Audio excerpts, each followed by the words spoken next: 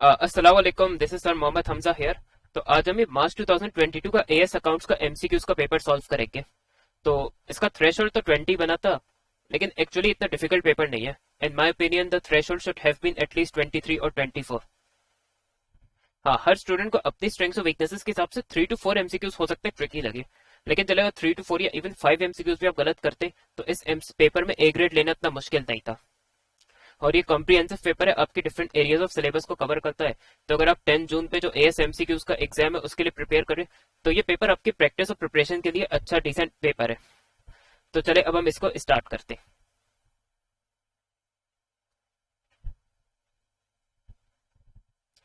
Which actions are taken in respect of the totals of a 3 column cash book at the end of an accounting period?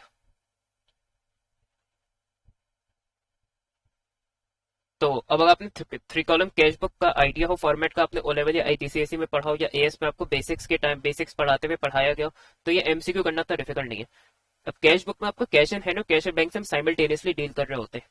तो cash and hand और cash और bank का balance निकालते हैं। तो उसका हम बैलेंस ईडी कैलकुलेट करते हैं, तो कैश और बैंक कॉलम तो बैलेंस होते हैं, तो हमारे ऑप्शन सी और डी तो वैसे इनवैलिड हो जाएंगे। अब हमारे पास ऑप्शन ए और ऑप्शन डी बचा। तो कैश और बैंक कॉलम तो बैलेंस ही होता है। अच्छा,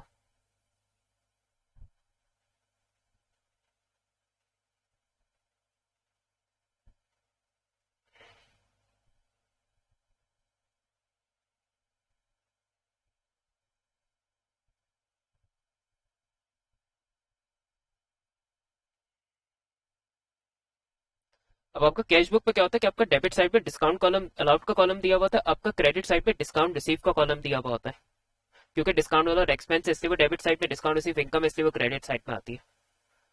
और कैश बुक में तो हम डिस्काउंट और डिस्काउंट रिसीव के कॉलम से इसलिए बनाते हैं कि जब किसी कस्टमर क्रेडिट कस्टमर से रिसीव करे, किसी क्रेडिट सप्लायर को पे करे, तो उसी वक्त हम उनका डिस्काउंट की वैल्यू डिटरमिन कर लें। तो वहां सिर्फ ये पर्पज है उनके होने का। तो डेबिट साइड पे डिस्काउंट अलाउड होता है, क्रेडिट साइड पे डिस्काउंट रिसीव होता है। तो हम डिस्काउंट के कॉलम्स का सिर्फ टोटल करते हैं, उनका बैलेंस नहीं निकालते, उन दोनों को टोटल किया जाता है। डिस्काउंट अलाउड का टोटल डेबिट साइड में निकालते हैं, क्रेडिट साइड पे हम डिस्काउंट रिसीव का टोटल निकालते हैं। तो इसका आंसर बी होगा।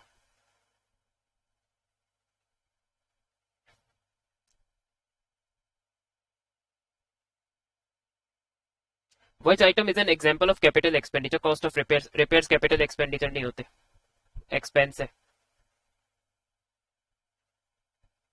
Cost of repainting business name and delivery van. अब आपने कोई बिजनेस यूज के लिए व्हीकल है तो उस पे कंपनी का लोगो वगैरह पेंट करवाना पड़ता है, तो वो लीगल रिक्वायरमेंट होती है। तो फर्स्ट टाइम जब आप लोगो वगैरह पेंट करवाते हैं डिलीवरी वैन या व्हीकल्स पे तो वो कैपिटल एक्सपेंडिचर होता है। लेकिन यहाँ एक फर्क ये कि ये रीपेंटिंग है, फर्स्ट टाइम पेंट नहीं हो रहा है। लेकिन माइट भी ऑप्शन हो, तो चले देखते हैं। Legal cost paid to purchase an office building. Office building का लीगल कॉस्ट पे नहीं करेंगे तो आप ऑफिस बिल्डिंग को अपने बिजनेस पर्पसेस के लिए यूज करना शुरू नहीं कर सकते। तो ऐसा कोई एक्सपेंडिचर तो नॉन करेंट एसेट को यूज करने के लिए एसेंशियल है बिजनेस के लिए, तो वो कैपिटल एक्सपेंडिचर होता है। तो सी जो है वो स्ट्रॉन्ग ऑप्शन है इस केस में। Legal cost to collect outstanding receivables. Receivables हमारे जो है वो करंट एसेट होते हैं। तो करंट एसेट के लिए अगर हम कोई लीगल एक्सपेंस इंकर कर रहे हैं तो वो तो हमारा वैसे ही कैपिटल एक्सपेंडिचर नहीं होगा। तो ये तो बहुत ही पिस पुअर ऑप्शन है। ए भी बहुत पुअर ऑप्शन था। अब सी अभी।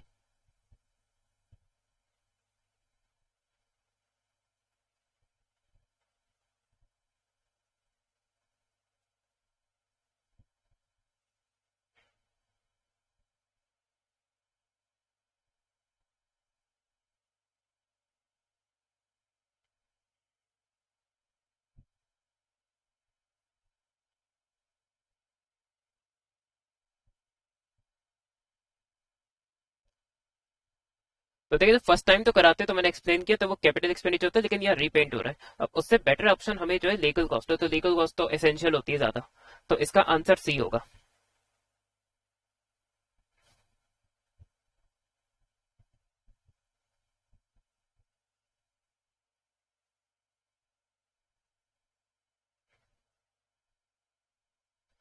On 1st July 2021, Tim bought a delivery van for 10,000. He paid an additional 9,000 to have racks fitted inside and 800 for a year's insurance. Depreciation at 10% per annum. A full year's depreciation is charged in the year of acquisition. यानी और इसका year and हो रहा है 30 सितंबर 2021 में। तो हमने ये एसेट तो 3 मंथ्स यूज किया, लेकिन पूरे साल की डेप्रिसिएशन चार्ज होगी। अच्छा, अब हमें पता है कि इस डिलीवरी में कॉस्ट 900 है। अब आप हो सकता है इसके बारे में सोच रहे हो कि हम इसको कैपिटल एक्सपेंडिचर या रेवेन्यू एक्सपेंडिचर ट्रीट करें जो रैक्स लगवाए इसने।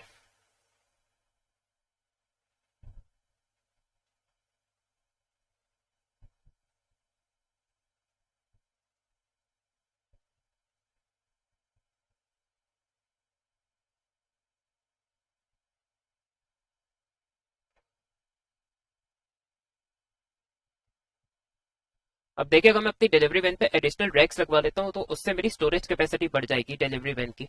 तो ऐसा कोई एक अमाउंट जो कि नॉन करेंट एसेट की परफॉर्मेंस को या उसकी कैपेसिटी को इंक्रीज करे तो वो कैपिटल एक्सपेंडिचर होगा। तो ये 900 जो है इस डिलीवरी वैन की कॉस्ट में ऐड होगा।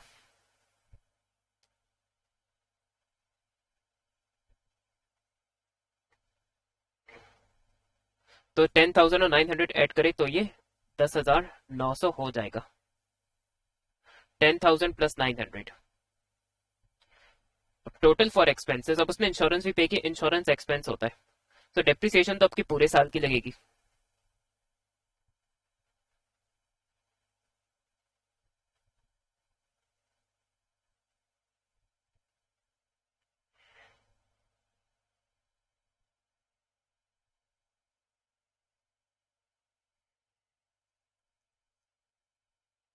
तो हमारी डेप्रिसिएशन तो 1090 होगी।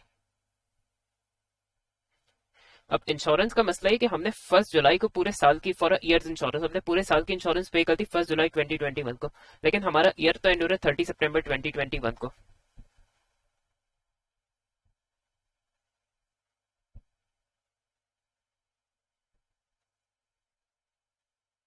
तो हमने इंश्योरेंस अवेल की होगी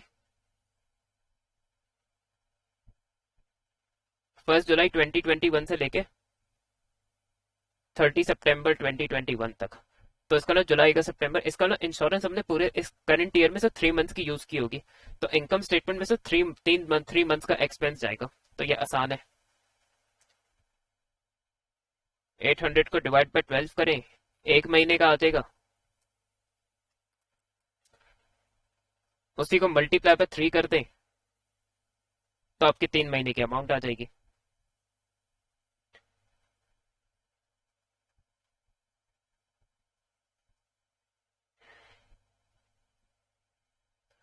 तो आपका 1090 प्लस 200 से टोटल आ जाएगा।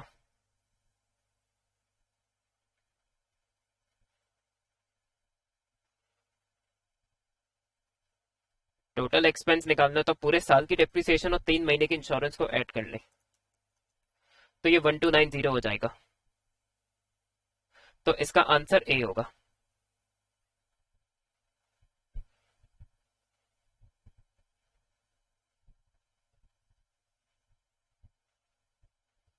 A business has a year end of 31st December. It purchased a non-current asset of 1st January 2020 for 100,000 cost हो गई। Depreciated using reducing balance. Sold on 1 January.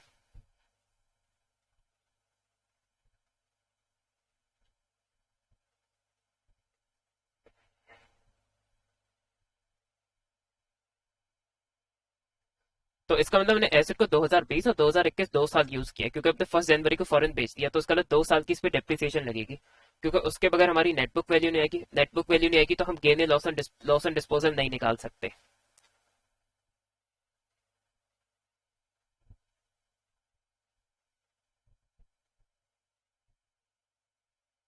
तो डेप्रिसिएशन 2020 जो उसके इसका फर्स्ट ईयर है उस पर तो आसान है, उस पर तो कॉस्ट पे ही लग जाएगी। 20% आरपीएम। तो डेप्रिसिएशन की 20,000 होगी। तो फर्स्ट ईयर में तो कॉस्ट पे डेप्रिसिएशन लगनी थी।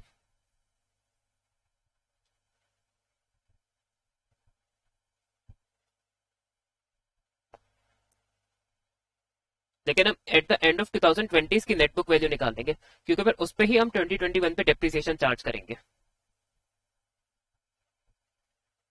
तो ये 80,000 हो जाएगा अगर मैं 100,000 में से 20,000 माइनस करता हूँ। Cost minus accumulated depreciation is equal to net book value. अब मैं 2021 की डेप्रिसिएशन बासानी निकाल सकता हूँ।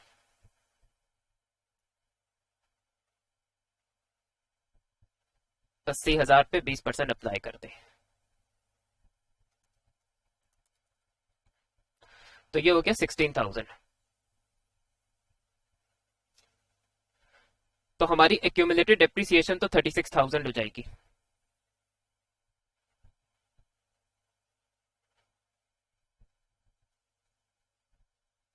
ओवर 2 ईयर्स की एक्यूमुलेटेड डेप्रिसिएशन है इसकी। अब मैं निकालूंगा इसकी एनबीवी एट द एंड ऑफ 2021। तो उसमें आप total cost minus accumulated depreciation कर सकते हैं। तो आप 100,000 में से 36,000 माइनस कर दें, तो हमारी net book value at the end of 2021 है 64,000। अब गेन है लॉस ऑन डिस्पोजल निकालना हो तो मैंने आपको पिछली वीडियोस में भी बताया था, 40,000 का बेचा है। तो प्रोसीड्स माइनस नेटबुक वैल्यू कर देंगे हम।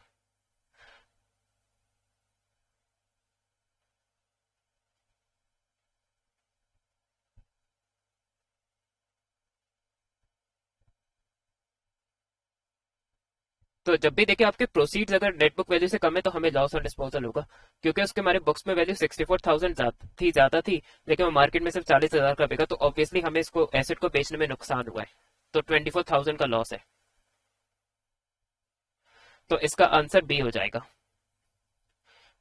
अब वैसे उसको अब रिड्यूसिंग बैलेंस है तो उसको थोड़ा डायरेक्टली भी सॉल्व कर सकते हैं, जैसे भी स्टूडेंट की प्रैक्टिस है।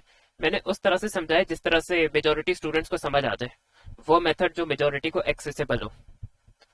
What is entered in sales ledger control account, cash sales तो आती ही नहीं है क्योंकि ये अकाउंट रिसीवेबल होता है। तो जिसमें वन उसको आप एलिमिनेट कर दें। इसी तरह बी भी एलिमिनेट हो जाएगा। अब सी और डी बचे। अच्छा, इंक्रीज इन प्रोविजन भी नहीं आता, क्योंकि हम पहले अकाउंट रिसीवेबल या सेल्स लेजर कंट्रोल अकाउंट का क्लोजिंग बैलेंस निकालते हैं, उस पे फिर हम provision for doubtful debt charge करते हैं। तो प्रोविजन फॉर डाउटफुल डेट नहीं आता सेल्स लेजर कंट्रोल अकाउंट में, तो इस तरह सी भी एलिमिनेट हो गया। रिटर्न इनवर्स हाँ क्रेडिट होता है।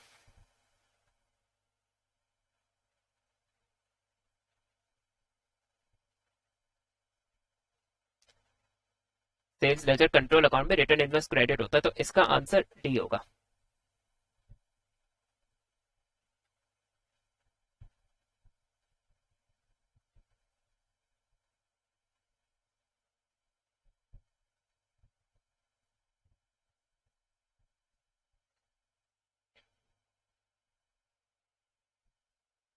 A trial balance included a suspense account. The bank balance of 28412 had been mistakenly entered as an overdraft and placed on the credit side as 28142.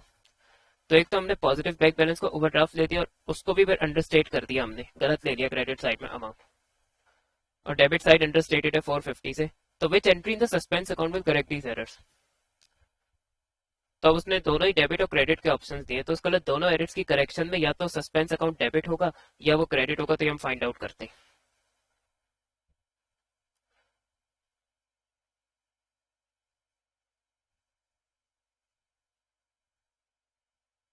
तो सबसे पहले पहले एरर की बात कर लेते हैं। तो हमने पॉजिटिव बैलेंस का ओवरड्राफ्ट ट्रीट कर दिया, तो अब ये डबल से डेबिट होगा।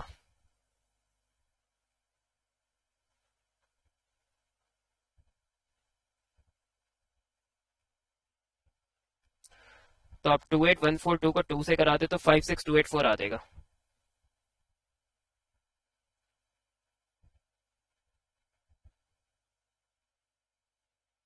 अच्छा, और फिर हमें लेना उसको 28412 चाहिए था। तो उसका ना हमारी इन दोनों की डिफरेंस जो है वो डेबिट साइड अंडरस्टेटेड भी है, क्योंकि हमने ये तो लिया ही नहीं है और क्रेडिट साइड में गलत ले लिया था। तो डेबिट साइड में इनका डिफरेंस जो है वो भी लेस लिया हुआ है हमने, तो वो 270 हो जाएगा। ये 270 इन दोनों का डिफरेंस है, ये भी डेबिट होगा। ट्रायल बैलेंस के अंदर ये फिगर डेबिट होंगी फिगर्स, क्योंकि ये फिगर्स हम ट्रायल बैलेंस में गलत लेके गए हैं, हमने उनकी अकाउंटिंग में मिस्टेक नहीं की, तो ये वो पोस्टिंग एरर है।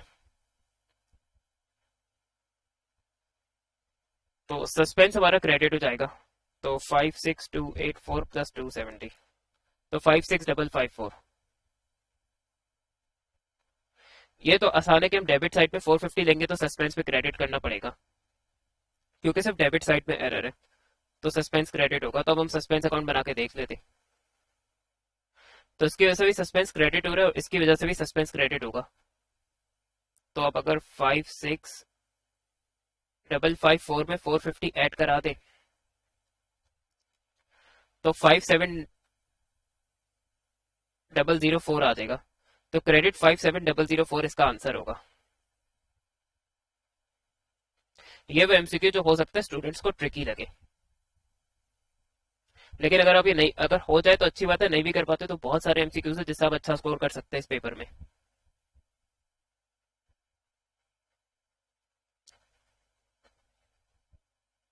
The balance of the irrecoverable debts account is carried to the next accounting period.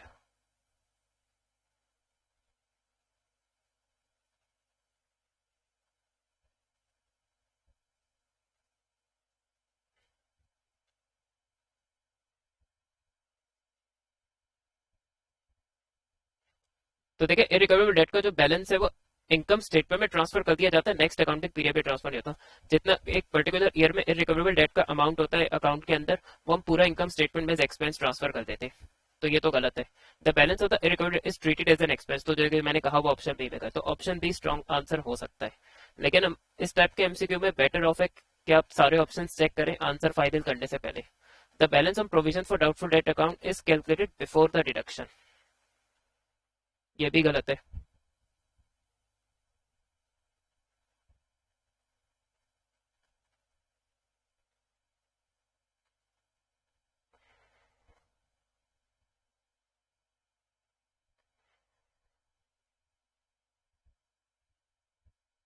तो देखिए हम पहले ट्रेड रिसीवेबल में से इररिकवरेबल डेट को या बैड डेट को सब्ट्रैक्ट करते, फिर हम प्रोविजन फॉर डाउटफुल डेट को एडजस्ट करते। तो ये तो वैसे ही गलत है अगर आपको इस टॉपिक का आइडिया। तो the balance is not included in the trial balance, ये भी गलत है।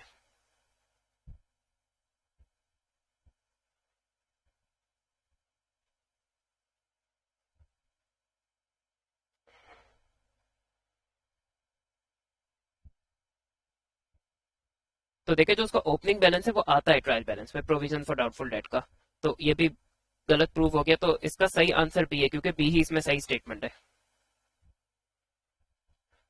तो ये जो थ्योरी के एमसीक्यूज होते हैं ना, इसमें बेटर ऑफ है कि आप हमेशा सारे ऑप्शंस को टेस्ट करें। तो गलत को तो ऑब्वियसली आप एलिमिनेट करते तो फिर आपके लिए सही आंसर चूज करना थोड़ा इजी हो जाएगा।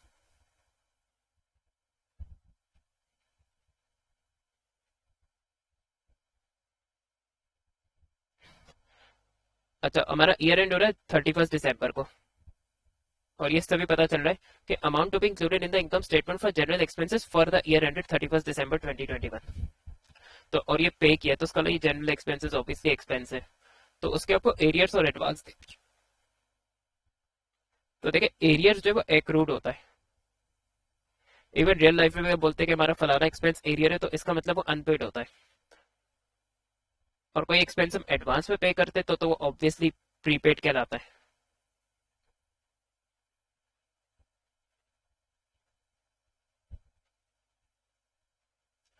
तो हमें तो ये ओपनिंग और क्लोजिंग उसने एक्रूड बैलेंसेस भी दे दिए, और हमें इस जनरल एक्सपेंस के लिए ओपनिंग और क्लोजिंग प्रीपेड बैलेंसेस भी दे दिए। तो एक्सपेंस के केस में आपका प्रीपेड एक्सपेंस एसेट होता है, करंट एसेट होता है, और आपका एक्रूड एक्सपेंस करंट लायबिलिटी होता है। तो अकॉर्डिंगली वैसे ही एक्सपेंस के अकाउंट में ट्रीट किए जाएंगे, और जितना एक्सपेंस पे किया वो भी कर दिया। तो उसमें सिंपली आप एक जनरल एक्सपेंस का टी अकाउंट बना ले, तो आप ट्रांसफर टू इनकम स्टेटमेंट आसानी निकाल सकते हैं। तो अभी हम वही काम करेंगे।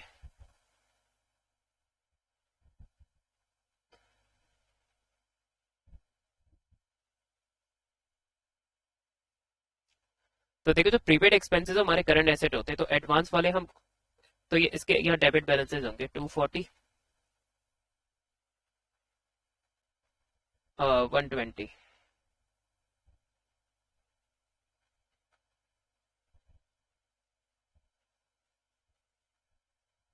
इसी तरह जो एक्रूड एक्सपेंसेस है वो हमारे करंट लायबिलिटी होते हैं, तो उनके इस अकाउंट में क्रेडिट बैलेंसेस होंगे, ओपनिंग क्रेडिट साइड में, क्लोजिंग अपोजिट साइड में। यही सेम का मैंने प्रीपेड के लिए किया, तो ओपनिंग बैलेंस डेबिट साइड में क्योंकि एसेट है, तो उसका क्लोजिंग बैलेंस अपोजिट साइड में आएगा। और फिर हमने जो पे किया है, जो एक्सपेंस पे करते हो बैंक में क्रेडिट होता है, यहाँ डेबिट होगा एक्सपेंस के अकाउंट में, और इससे एक्सपेंस इंक्रीज भी होता है, इसलिए 11,500।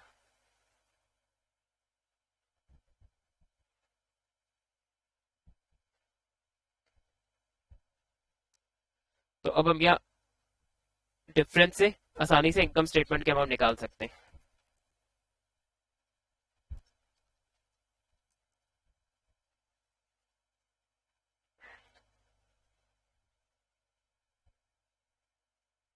तो ये 11920 आ गया। तो इसका आंसर डी होगा।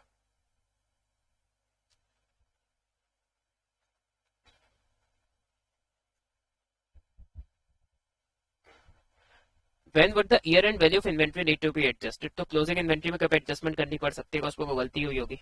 When inventory has not yet been paid for।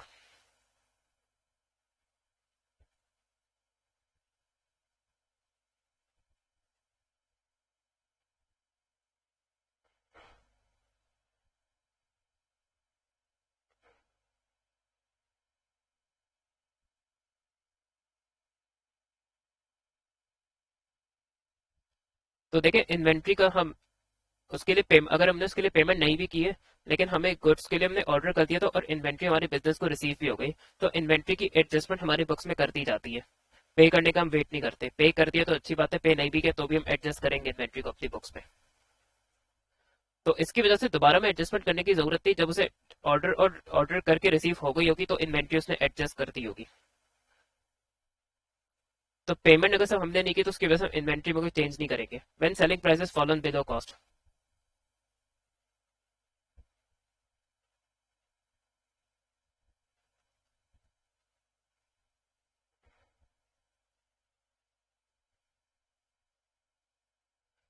हाँ, लेकिन सेलिंग प्राइस यानी सेलिंग प्राइस जो है कॉस्ट से बिलो तभी होगी जब वो डैमेज हो जाएगी इन्वेंट्री, तो फिर उसकी नेट रिलाइजेबल वैल्यू कैलकुलेट करने की नौबत आ जाएगी। तो ऑब्वियसली हमारी सेलिंग प्राइस या नेट रिलाइजेबल वैल्यू अगर कॉस्ट से बिलो हो गई है तो हमें इन्वेंट्री में एडजस्टमेंट करनी पड़ेगी, क्योंकि इन्वेंट्री अक्सर हमेशा कॉस्ट में एडजस्टेड होती है। तो इसकी वजह से हमें इन्वेंट्री में एडजस्टमेंट करनी पड़ सकती है। When the owner has recorded taking goods. तो हाँ, ओनर ने अगर गुड्स की ड्राइंग की है तो उसे एडजस्ट तो होना चाहिए यहाँ इन्वेंट्री में, ईयर एंड की इन्वेंट्री में। तो अगर ओनर ने गुड्स की ड्राइंग की और हमने उसे क्लोजिंग इन्वेंट्री में एडजस्ट नहीं किया हुआ तो हमें एडजस्ट करना पड़ेगा। लेकिन owner has recorded taking goods.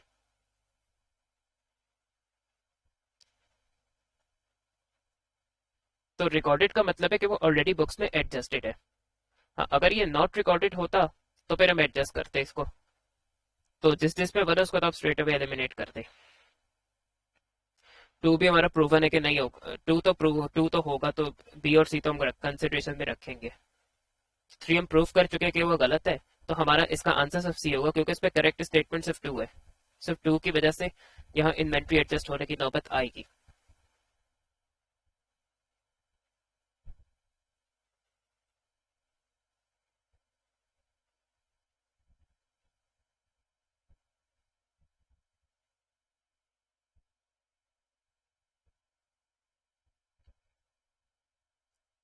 A business is a draft profit for the year. The following errors were then discovered. What is the correct profit for the year? ये तो आसान है।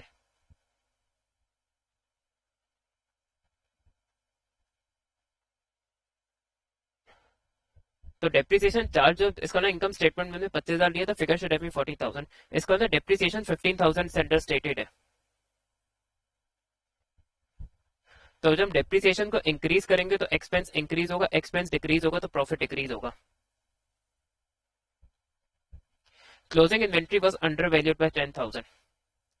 ये वो क्लोजिंग इन्वेंट्री के एडजस्टमेंट में अक्सर बेचते स्टूडेंट्स को कंफ्यूजन होती है, और उसने प्रॉफिट की करेक्शन पूछी तो हम उसके हिसाब से डिस्कस करेंगे। तो देखिए पहले क्या हुआ, क्लोजिंग इन्वेंट्री अगर हमने कम ली है तो क्लोजिंग इन्वेंट्री की वैल्यू जब कम होती है तो कम वैल्यू कॉस्ट ऑफ सेल्स में से माइनस होगी, तो कॉस्ट ऑफ सेल्स बढ़ जाएगी। कॉस्ट ऑफ सेल्स बढ़ जाएगी तो प्रॉफिट डाउन होगा। लेकिन और लेकिन ऑल्टरनेटिवली जब मैं क्लोजिंग इन्वेंट्री की अंडर स्टेटेड की करेक्शन करूंगा तो अब क्लोजिंग इन्वेंट्री की वैल्यू बढ़ेगी। जब क्लोजिंग इन्वेंट्री की वैल्यू बढ़ती है तो कॉस्ट ऑफ सेल्स कम हो जाता है, क्योंकि कॉस्ट ऑफ सेल्स की कैलकुलेशन में क्लोजिंग इन्वेंट्री माइनस होती है। कॉस्ट ऑफ सेल्स जब कम होगी तो आपका प्रॉफिट इंक्रीज हो जाएगा। तो क्लोजिंग इन्वेंट्री जितने से अंडर स्टेटेड है, अब जब इसको करेक्शन करेंगे तो इसकी वजह से प्रॉफिट इंक्रीज होगा।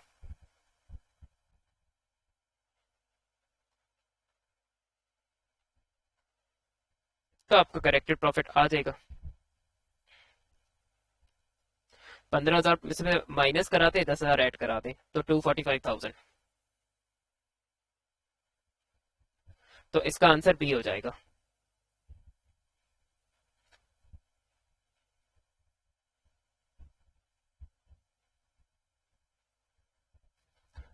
A capital account for a sole trader contained three entries. Contained three entries.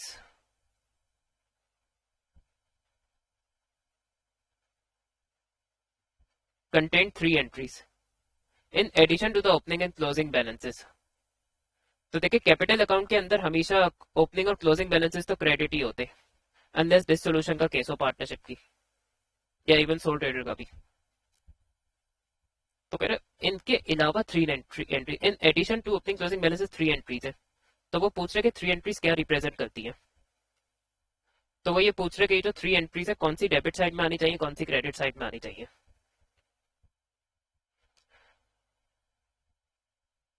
तो देखिए एम उसने दिया कैपिटल इंट्रोड्यूस और ड्राइंग्स और लॉस फॉर द ईयर।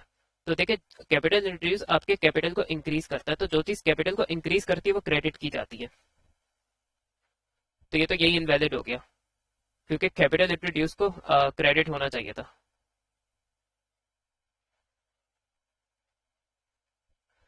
अच्छा, और ड्राइंग्स और loss for the year in दोनों से आपका कैपिटल डिक्रीज होता है, तो जो चीज कैपिटल को डिक्रीज करेगी वो कैपिटल अकाउंट में डेबिट होनी चाहिए। तो ये भी गलत है, क्योंकि ये दोनों डेबिट होने चाहिए कैपिटल अकाउंट में। कैपिटल इंट्रोड्यूस और ड्राइंग्स, अब यहाँ देखिए सर ड्राइंग्स तो सही थी, ड्राइंग्स डेबिट भी होंगी कैपिटल अकाउंट में, लेकिन कैपिटल इंट्रोड्यूस तो क्रेडिट होता है, तो ये भी इनवैलिड हो गया। और प्रॉफिट फॉर द ईयर तो सही थे कि क्रेडिट होता है, लेकिन इसका गलत दिया, कैपिटल इंट्रोड्यूस क्रेडिट होना चाहिए।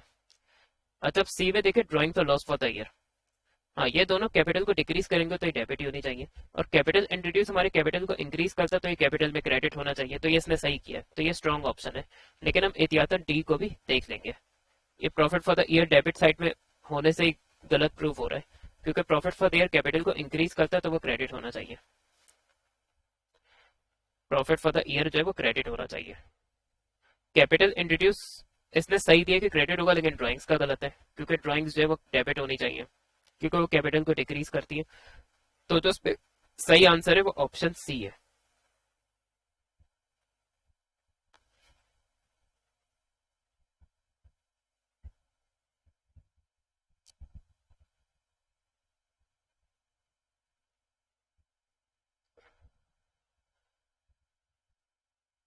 The year end of a business is 31st December. Inventory was counted and valued at cost. Goods purchased and received after cost. तो ये 5 जनवरी को हमने इन्वेंट्री की वैल्यू निकाली है, जबकि हमारा ईयर एंड होता है 31 दिसंबर 2021 को। और यहाँ से वो भी यही पूछा है कि फाइनेंशियल स्टेटमेंट जो कि 31 दिसंबर 2021 वाले, उसमें इन्वेंट्री की वैल्यू क्या होगी। देखिए उसने वैल्यू दी है 5 जनवरी 2022 की, तो हमें अब बैकवर्ड चल के दिसंबर 21 की इन्वेंट्री की वैल्यू निकालनी होगी। Goods purchase and receive had been included, तो हम एक काम इस पे करेंगे, दिसंबर वाले गुड्स को एक्स एज्यूम करेंगे। अब उस पे बाद हमने गुड्स खरीदे ईयर एंड के बाद, तो इससे इन्वेंट्री इंक्रीज हुई होगी, तो इसने ऐड किया होगा 1500 को।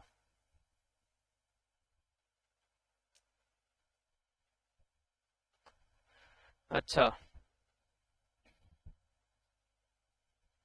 It included goods return by the customer after the year and. तो आफ्टर ईयर एंड जो कस्टमर ने गुड्स रिटर्न किए तो ये सेल्स रिटर्न होगा। तो सेल्स रिटर्न से हमारी इन्वेंट्री इंक्रीज होगी, क्योंकि गुड्स हमारे बिजनेस के पास वापस आ रहे हैं, लेकिन मसला है कि उसको इस पे सेलिंग प्राइस दी है। तो जब भी हम इन्वेंट्री की एडजस्टमेंट्स करते हैं तो वो कॉस्ट में करते हैं, सेलिंग प्राइस पे तब एडजस्टमेंट होगी जब सेलिंग प्राइस बिलो कॉस्ट हो, यानी एनआरवी वाली की नौबत आ जाए अगर तो हम इसकी कॉस्ट आराम से निकाल सकते हैं।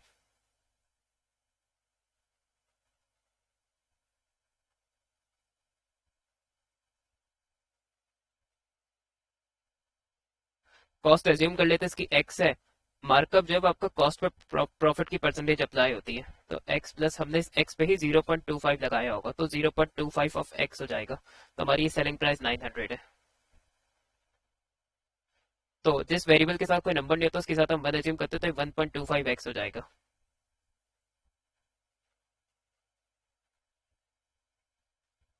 X is equal to 900 divided by 0.5। तो ये कॉस्ट ऑफ गुड्स जो हमें कस्टमर ने रिटर्न कर दी, इसकी हमारे पास कॉस्ट आ जाएगी यहाँ। अगर हम 900 को डिवाइड करते हैं 0.25 से, तो ये हो जाएगा 3600। तो ये भी हमने इसमें ऐड किया होगा सेल्स रिटर्न।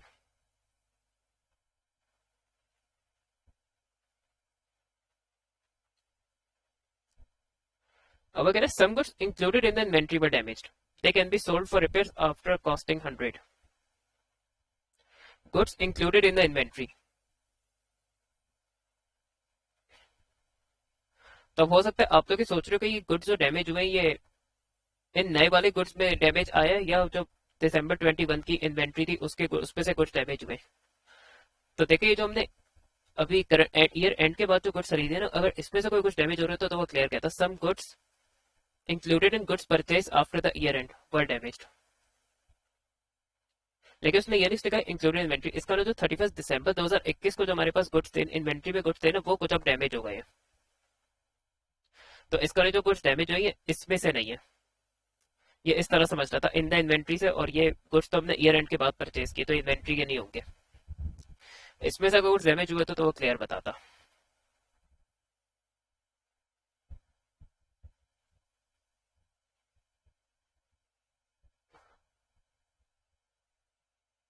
तो इसको फिलहाल हम अभी इग्नोर कर सकते हैं, क्योंकि अगर मैंने ये दिसंबर की इन्वेंट्री में एडजस्टमेंट्स की होंगी तो ये 5 जनवरी को 30,000 आ गया होगा।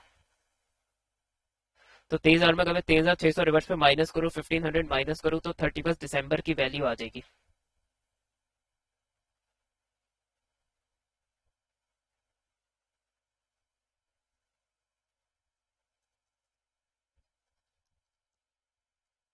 तो 24,900।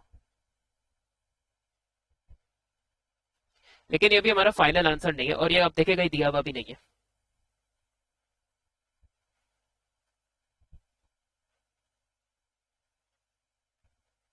क्योंकि प्रॉब्लम है कि उसमें से कुछ डैमेज हो गए हैं, तो हमें इसमें इसको दोबारा एडजस्ट करना पड़ेगा अलग से। तो अब 24,900 में से सबसे पहले तो अब इन गुड्स की एनआरवी निकाल ले, तो एनआरवी आसान है। कितने के बिक जाएंगे? 300 के। Expected selling price minus selling cost, तो यहाँ रिपेयर करेंगे तो सेल होगा, तो ये रिपेयर कॉस्ट एक तरह से सेलिंग कॉस्ट है। तो 300 में से अगर हम 100 काटते हैं तो इनकी एनआरवी 200 आ गई। तो जो गुड्स 5,000 में इंक्लूडेड है ऑब्वियसली उसके कॉस्ट के अंदर जो है वो इन्वेंट्री के अंदर कॉस्ट में इंक्लूडेड होंगे, अब वो डैमेज हुए जाके। तो अब हमें 500 के बजाय 200 पे वैल्यू करना चाहिए। तो हमें इस पर्टिकुलर इन्वेंट्री की वैल्यू 300 से डिक्रीज करनी पड़ेगी। तो इससे ओवरऑल जो क्लोजिंग इन्वेंट्री की वैल्यू है वो भी डिक्रीज, 31 दिसंबर वाली जो इन्वेंट्री की वैल्यू है वो भी डिक्रीज होगी 200 से। तो आप 24,900 को डिक्रीज करते 200 से, तो ये आ जाएगा आपका 24,700।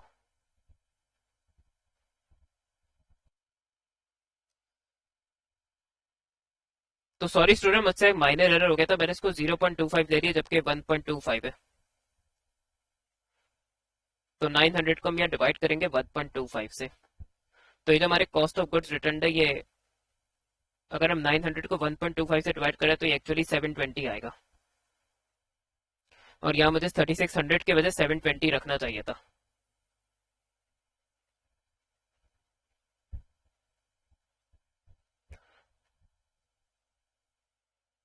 और यहाँ 3600 की वजह से 720 माइनस होगा।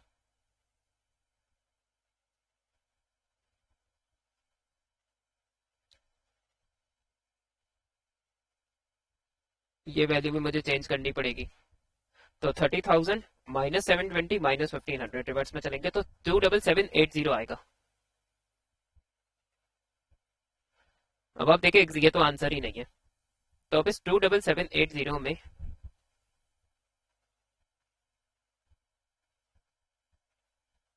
उसमें से 200 माइनस करूंगा, क्योंकि अब ये जो गुड्स डैमेज हुए इनको कॉस्ट के बजाय 500 की एनआरवी 200 की एनआरवी पे वैल्यू होना चाहिए, तो इनकी वैल्यू डिक्रीज हो रही है 300 से।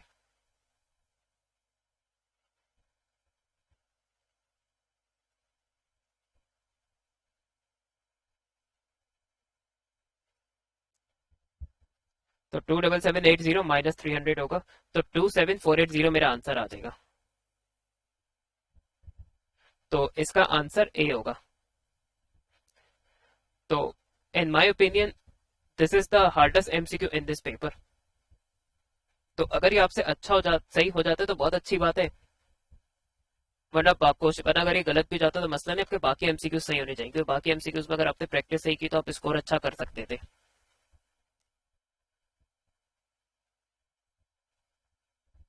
तो ये मैंने डिटेल में आपके लिए सॉल्व कर दिया है। कोशिश ऑब्वियसली आप लोग को करनी चाहिए कि इस एमसीक्यू को अंडरस्टैंड करने की कोशिश करें कि इसको सॉल्व कैसे करना चाहिए।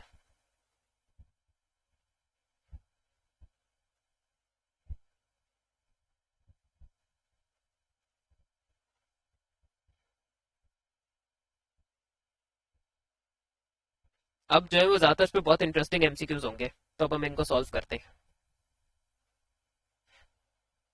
अब third reader provided the following information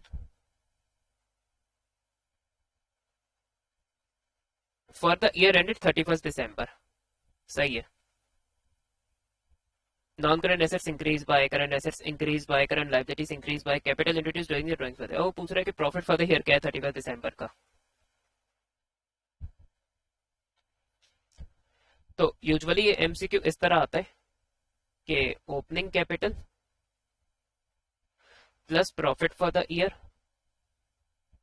plus additional capital minus drawings is equal to closing capital. अब अक्सर बेशतर इन टाइप के क्वेश्चंस में ओपनिंग कैपिटल और क्लोजिंग कैपिटल निकालने का इसने डेटा दिया हुआ होता है, तो हम एक्स रख के प्रॉफिट फॉर द ईयर को अक्सर बेशतर आसानी से कैलकुलेट कर लेते हैं। लेकिन इस एमसीक्यू में अगर आप देखें तो आपको ओपनिंग कैपिटल या क्लोजिंग कैपिटल नहीं दिया हुआ उसने। उसने ये बता के एहसान कर दिया कि एसेट्स और लायबिलिटीज कितने कितने से इंक्रीज हुए।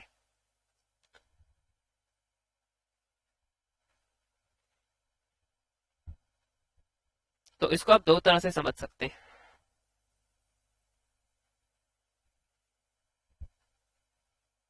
अब कैपिटल का इंक्रीज निकालने के भी आपके दो तरीके हो सकते हैं।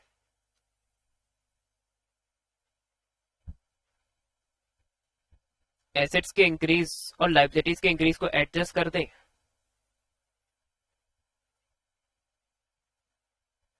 अगर एसेट्स का इंक्रीज जो है लायबिलिटीज के इंक्रीज से ज्यादा होगा तो ऑब्वियसली आपको कैपिटल इंक्रीज होगा, या लायबिलिटीज डिक्रीज हो रही है तो वो फिर ऐड हो जाएंगी इसमें, क्योंकि लायबिलिटीज का डिक्रीज होना कैपिटल को बढ़ाएगा।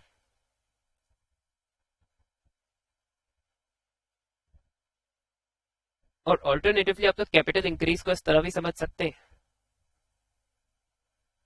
कि एडिशनल कैपिटल की वजह से भी आपका कैपिटल बढ़ेगा, प्रॉफिट फॉर द ईयर की वजह से भी आपका कैपिटल इंक्रीज होगा ड्यूरिंग द ईयर, ड्राइंग्स की वजह से लेकिन हमारा कैपिटल डिक्रीज होगा। तो हमें कैपिटल के इंक्रीज या डिक्रीज को निकालना होगा पहले, उसके बाद हम प्रॉफिट फॉर द ईयर में निकाल पाएंगे। तो अब मसला क्या है कि अगर मैं ये additional capital profit for the year drawings को यूज करके कैपिटल का इंक्रीज निकालूं, तो उसके लिए तो प्रॉफिट फॉर द ईयर ही नहीं है मेरे पास, और प्रॉफिट फॉर द ईयर तो बल्कि हमें एमसीक्यू में कैलकुलेट करना है ना। उसने कैपिटल का ओवरऑल इंक्रीज खुद बताया कि कितने से हुआ है, लेकिन उसने एसेट्स और लायबिलिटीज का एग्जैक्टली इंक्रीज बता दिया। नॉन करंट लायबिलिटी के बारे में कोई बात नहीं कर रहा, तो उसका या तो वो है नहीं, या तो वो अनचेंज्ड है। तो मैं एसेट्स और लायबिलिटीज के इंक्रीजेस को यूज करके ना कैपिटल का ओवरऑल इंक्रीज निकाल सकता हूँ, तो हम पहले वही काम करेंगे।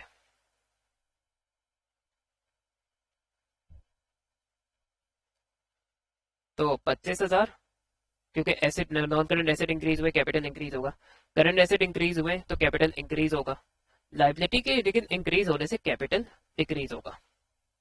तो ये एसेट्स और लायबिलिटीज को यूज करके मैं कैपिटल का इंक्रीज निकाल लूंगा। तो ये आ गया 22,500।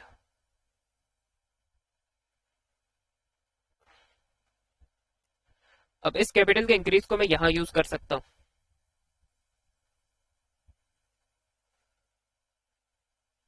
तो ये 22,500 ऑल्टरनेटिवली बैलेंस शीट के सेक्शन से भी आ सकता है। एडिशनल कैपिटल का भी इसमें कंट्रीब्यूशन होगा कैपिटल को इंक्रीज करने में, प्रॉफिट फॉर द ईयर का भी रोल होगा इस कैपिटल के इंक्रीज होने में, और ड्राइंग्स ने हमारे इस कैपिटल को डिक्रीज किया होगा। तो अब यहाँ में 22,500 माइनस 20,000 प्लस 13,000, इससे मैं आराम से प्रॉफिट फॉर द ईयर निकाल सकता हूँ। तो अगर मैं 22,500 में से 20,000 माइनस करूं और 13,000 ऐड करूं, तो मेरा प्रॉफिट फॉर द ईयर 15,500 का आ जाएगा। तो इसका आंसर सी होगा। और उसको आप इस तरह वेरीफाई कर सकते हैं कि ओपनिंग कैपिटल मेरा तो एक इंक्रीज, तो पहले एडिशनल कैपिटल है 20,000 का, उसने कैपिटल इंक्रीज किया होगा। प्रॉफिट फॉर द ईयर 15,500, उसने कैपिटल को इंक्रीज किया होगा। उसमें फिर आप ड्राइंग्स उसमें से माइनस कर दो, उसने कैपिटल को डिक्रीज किया होगा। तो मेरा जो कैपिटल का इंक्रीज है वो इस डेटा के हिसाब से भी 22,500 आएगा। तो इसका मतलब मैंने प्रॉफिट फॉर द ईयर की जो वैल्यू है वो सही कैलकुलेट की है।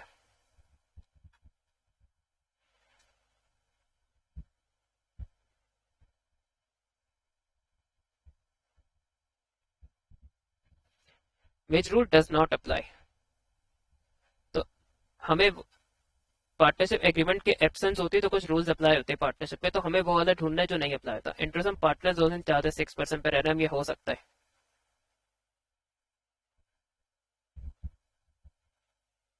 क्योंकि इंटरेस्ट हम पार्टनर लोन जो है वो 5% होता है अगर पार्टनरशिप एग्रीमेंट ना हो तो।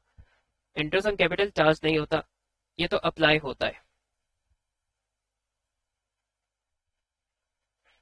सैलरीज पार्टनर को पे नहीं होंगी, ये भी गलत होगा क्योंकि ये अप्लाई होता है। Profit and losses shared equally, ये भी नहीं होगा क्योंकि ये अप्लाई होता है। तो हमें वो वाला ढूंढना है जो नहीं अप्लाई होता।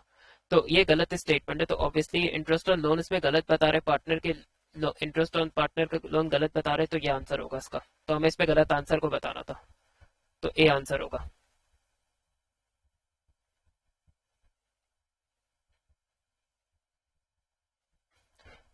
PNQ in partnership sharing profit and losses equally on 1st January 2021.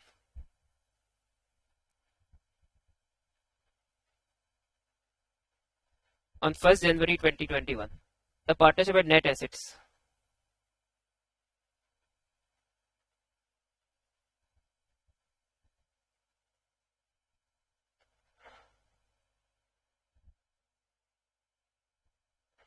तो देखिए नेट एसेट्स हमारी इक्विटी को कहते हैं क्योंकि net assets assets minus liabilities से आते हैं, और एसेट्स माइनस लाइबिलिटी से हमारा इक्विटी आता है। तो अगर हमारे एसेट्स एक्सीड कर रहे होंगे लाइबिलिटी को तो वो नेट एसेट्स कहलाएगा, तो वो ऑब्वियसली हमारी इक्विटी की वैल्यू होती है। तो उसने ओपनिंग इक्विटी दी है, और at that date R was admitted on the following terms. अब इसमें आप देख लेंगे उसने किस पार्टनर का आपसे आंसर मांगा है, चेंज इन क्यूज कैपिटल है। तो हम इसमें सिर्फ क्यू की कैलकुलेशन करेंगे, जो कि हो सकता है आप लोग एक्सपेक्ट करो कि जो नया पार्टनर है उसकी कैलकुलेशन कराएगा, नहीं, वो आर में इंटरेस्टेड नहीं है, उसे क्यू का आंसर चाहिए। अच्छा, क्यू में भी सिर्फ चेंज इन कैपिटल पूछा है, क्योंकि देखिए आप तो उसने ओपनिंग बैलेंस इंडिविजुअली जो है वो क्यू का नहीं दिया, तो हम रिवाइज बैलेंस तो नहीं निकाल सकते, चेंज नहीं निकाल सकते। Net assets to be revalued to,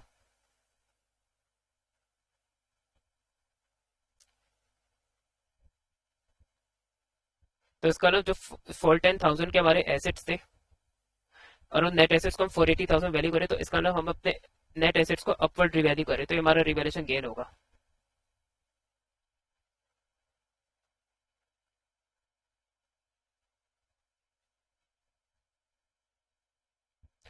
तो ये हमारा 70,000 का होगा,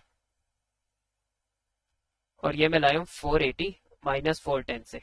अच्छा, रिवैल्यूएशन गेन जो है वो ओल्ड पार्टनर्स के बीच में शेयर होता है in old profit and loss sharing ratio, तो old profit and loss sharing ratio equal है। अच्छा, goodwill was validated but will not be written, तो गुडविल अगर हमें बुक्स में नहीं रिटेन करनी है, नहीं रिकॉर्ड करनी, तो पहले old profit and loss sharing ratio में ओल्ड पार्टनर्स में शेयर होगी, फिर वो रिमूव होगी new profit and loss sharing ratio में बिटवीन द न्यू पार्टनर्स।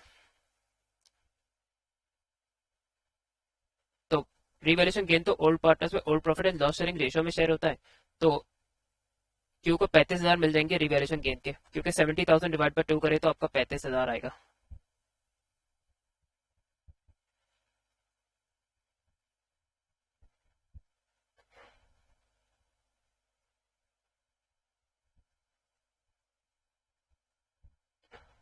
अच्छा, गुडविल जब बुक्स में एंटर करेंगे तो old profit and loss sharing ratio में करेंगे, तो 50 में से 25,000 को गुडविल के अकाउंट में पहले क्रेडिट होगी, क्योंकि जब गुडविल बुक्स में एंटर करते हैं ओल्ड रेशियो में तो गुडविल डेबिट होती है, कैपिटल अकाउंट क्रेडिट होता है।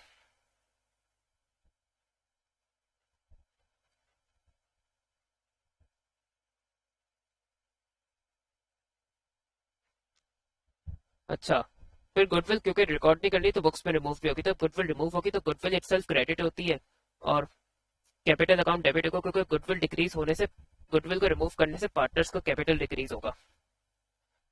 तो अब न्यू जो profit and loss sharing ratio उसमें जो क्यू का जो है वो 40% है।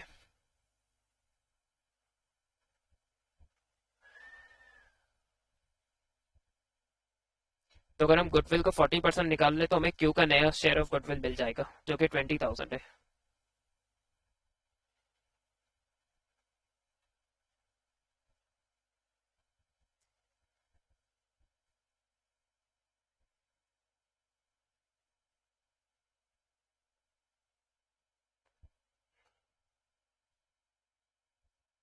तो देखिए क्यू का न्यू शेयर ऑफ गुडविल 20,000 है जो कि उसके कैपिटल अकाउंट में डेबिट होगा। तो नेट अब इंक्रीज या डिक्रीज पता चल जाएगा, 35 प्लस 25 माइनस 20। तो ओवरऑल क्यू का जो कैपिटल है वो 40,000 से इंक्रीज होगा, क्योंकि जो गुडविल की बुक्स में उसके अकाउंट में क्यू के एंटर करेंगे और जो रिवैल्यूएशन गेन है वो गुडविल राइट ऑफ करने के अमाउंट को एक्सीड कर रहा है, तो 40,000 का इंक्रीज होगा, तो इसका आंसर डी होगा।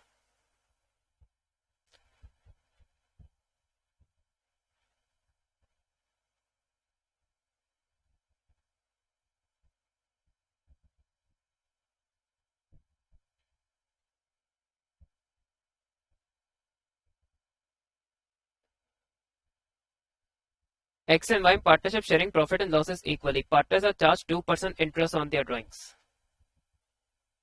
Y is entitled to a salary. Partners की drawings दी हुई है, profit for the year दिया हुआ है. How much did each partner? तो प्रॉफिट एंड लॉसेस का इक्वल रेशियो है, तो हमें इस पर टोटल रेशियो प्रॉफिट निकालना है, हर पार्टनर का शेयर कितना होगा वो निकालना है। तो equally profit and losses share होंगे तो दोनों पार्टनर्स का share of residual profit same होगा। तो पहले हमें ये रेसिडुअल प्रॉफिट निकालना होगा। तो प्रॉफिट फॉर द ईयर 52,000 है।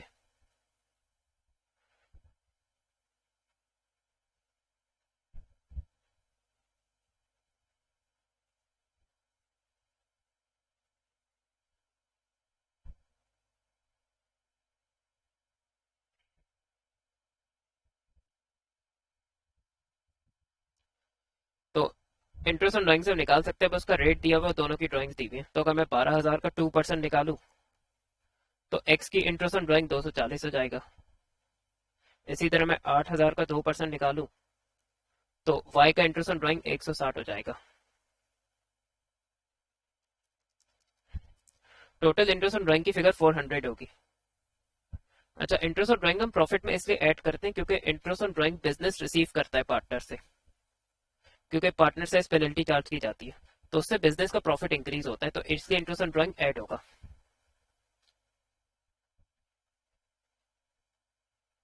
लेकिन सैलरी जब out of profit business partner को पे करा होता है तो इससे पार्टनर, तो उससे प्रॉफिट डिक्रीज होगा। अब हमारा रेसिडुअल प्रॉफिट आ जाएगा।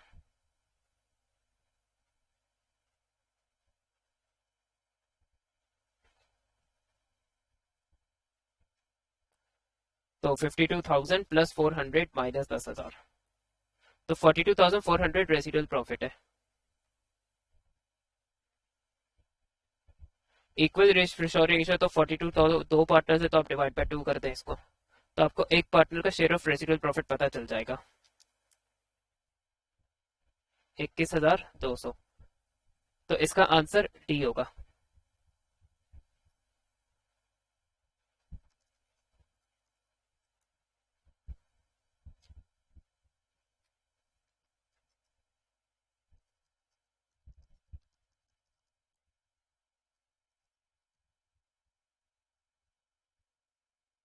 तो let's proceed further. Which statements are correct? Dividend can be paid out of the general reserve, तो ये सही है।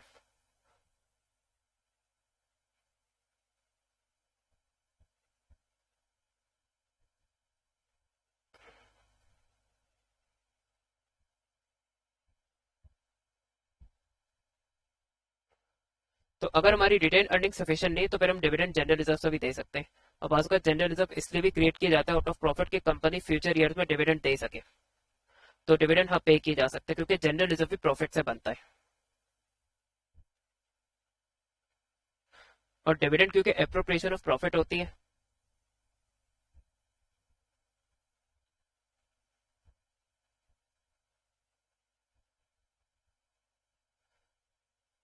तो क्योंकि डिविडेंड डिस्ट्रीब्यूशन और एप्रोप्रिएट प्रॉफिट होती है तो उसे प्रॉफिट से बनने वाले रिजर्व से देंगे, तो जनरल रिजर्व से हम डिविडेंड दे सकते हैं। तो सही, तो जिसमें वन नहीं है उसको आप एलिमिनेट कर दें।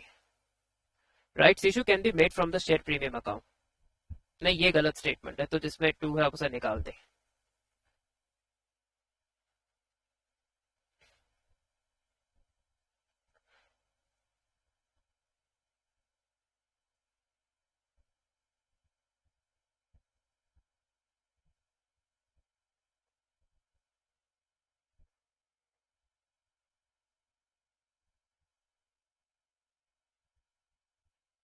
तो देखिए, राइट्स इशू शेयर प्रीमियम उसके लिए यूज नहीं होता।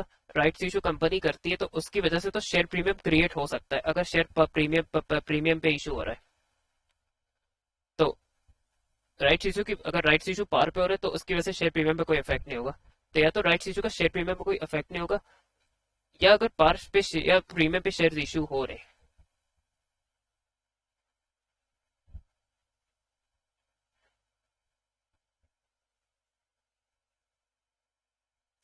तो उसकी वजह से शेयर प्रीमियम या तो क्रिएट होगा या तो शेयर प्रीमियम इंक्रीज होगा।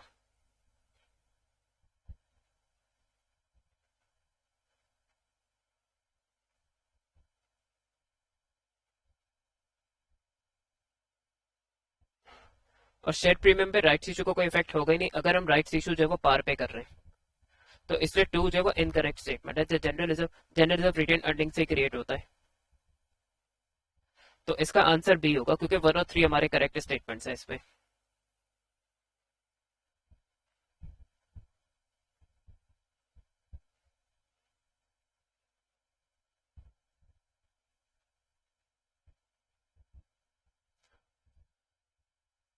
तो यूजुअली कंपनी के एमसीक्यूज बहुत इंटरेस्टिंग होते हैं अगर आपकी कंपनी अकाउंट्स की प्रिपरेशन और प्रैक्टिस अच्छी है तो limited company at the following balances of 1 जनवरी।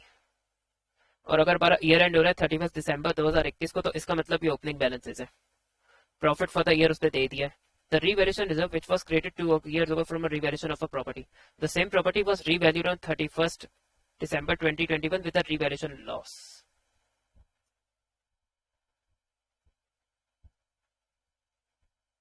तो इसका मतलब प्रॉपर्टी की इस बार डाउनवर्ड रिवैल्यूएशन हो रही है।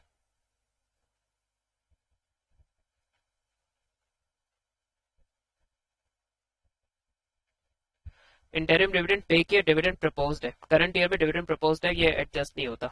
ये नेक्स्ट ईयर के फाइनेंशियल स्टेटमेंट्स में एडजस्ट होगा, क्योंकि करंट ईयर में प्रपोज हुआ है, फिर इसको पे करते करते 1.5 से 2 महीने का प्रोसेस होता है, तो नेक्स्ट ईयर लग जाता है। तो डिविडेंड उस साल एडजस्ट होता है जिस साल पे किया जाता है। अब उसने पूछा कि रिटेन अर्निंग का क्लोजिंग बैलेंस क्या है। अच्छा, प्रॉफिट फॉर द ईयर और इंटरिम डिविडेंड तो मैं ऑब्वियसली पता है कि रिटेन अर्निंग में एडजस्ट होगा। लेकिन अब हो सकता है आप लोग सोच रहे हो कि हमें इस रीवैल्यू जो एसेट की वैल्यू हमने डिक्रीज की इसका हम क्या करें। और एसेट की वैल्यू जो हमने 35,000 से गिराई है, क्योंकि वो कह रहा है रिवैल्यूएशन लॉस ऑफ 35,000। तो इसमें बात समझने की ये है कि अगर आप एसेट को डाउनवर्ड रिवैल्यू करते हैं तो पहले आप जितना हो सकेंगे ये अमाउंट जो है आप रिवैल्यूएशन रिजर्व से लेंगे। तो रिवैल्यूएशन रिजर्व से पहले आप इस नुकसान को फाइनेंस करेंगे। अगर रिवैल्यूएशन रिजर्व सफिशिएंट नहीं पड़ता तो फिर आप रिटेन अर्निंग्स पे जाएंगे।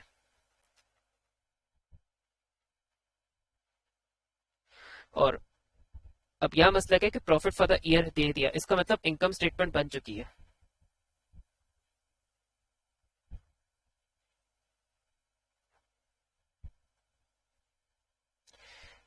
ये मैं क्यों बता रहा हूँ, ये अभी आपको मैं इसकी डाउनवर्ड रिवैल्यूएशन की एंट्री बना के दिखाता हूँ ताकि आप लोग का कॉन्सेप्ट क्लियर हो।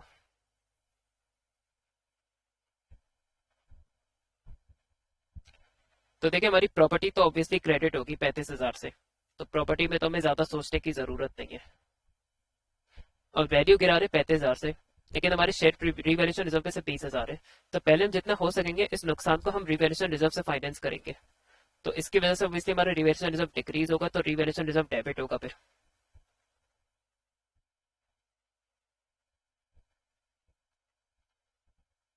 रिवैल्यूएशन रिजर्व रिवैल्यूएशन रिजर्व 20,000 से डेबिट होगा।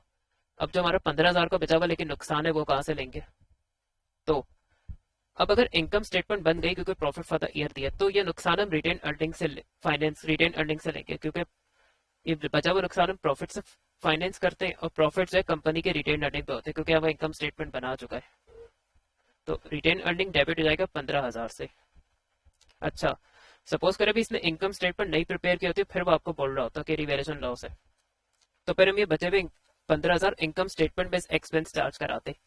लेकिन वो चीज यहाँ मैं इसलिए मेंशन नहीं कर रहा क्योंकि यहाँ प्रॉफिट दिया हुआ था, उसको ना इनकम स्टेटमेंट बनी हुई थी। तो अब हम उस केस पे फिर हम रिटेन अर्निंग से ये लॉस को फाइनेंस करेंगे, नॉन करेंट एसेट की जो वैल्यू डिक्रीज हुई है। तो इसका नहीं 15,000 रिटेन अर्निंग में एडजस्ट होगा।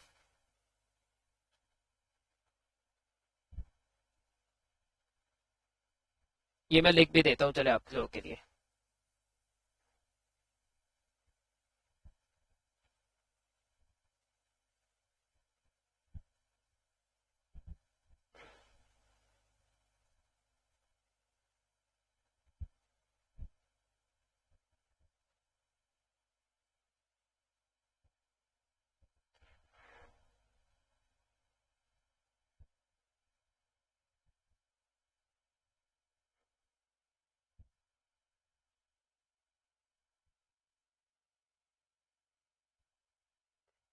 हाँ, अब इनकम स्टेटमेंट में रहते 15,000 पे मैं इनकम स्टेटमेंट में रिटेन अर्निंग या मैं इनकम स्टेटमेंट लिखता हूँ, इनकम स्टेटमेंट में पहले 15,000 डेबिट होते। इन चीजों को आप लोग को पता होना चाहिए, तब भी रिटेन अर्निंग पे इफेक्ट आता है उस दिन। तो अब इसका ओपनिंग बैलेंस है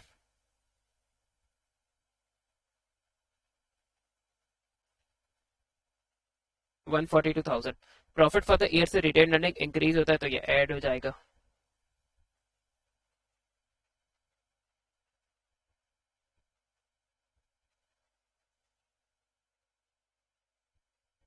इंटेरियर डिविडेंड प्रॉफिट से पे किया जाएगा, तो उसकी वजह से रिटेन अर्निंग डिक्रीज होगा, तो ये रिटेन अर्निंग में से माइनस होगा।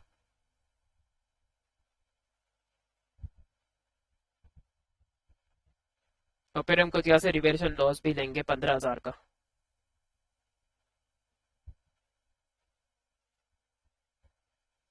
तो हमारा बैलेंस शीट आ जाएगा रिटेन अर्निंग्स का 142 प्लस 105 माइनस 40 माइनस 50, तो ये 192,000 आ गया।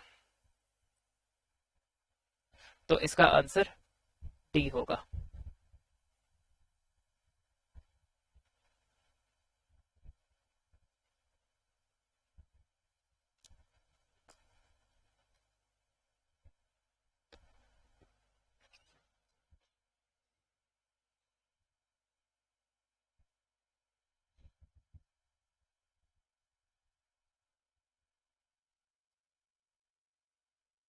अब वो कह रहे थे bank balance of a limited company was 390,000 before the following transaction took place. अब उसने देखे पूछा क्या bank balance after the transactions, तो हमें यहाँ से बैंक बैलेंस निकालना है। तो 390,000 से शुरू करेंगे।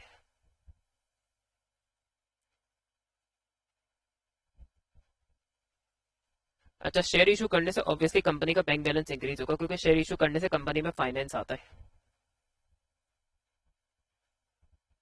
तो हमने 500,000 शेयर इशू किए, और ऑफ 0.5 ईच।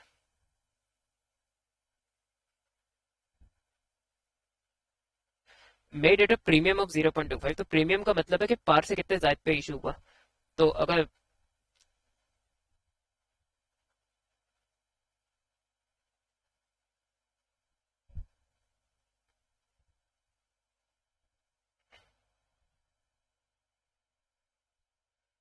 तो देखिए, इशू वैल्यू मैंने इसलिए निकाली कि एक शेयर इशू कितने का हुआ है।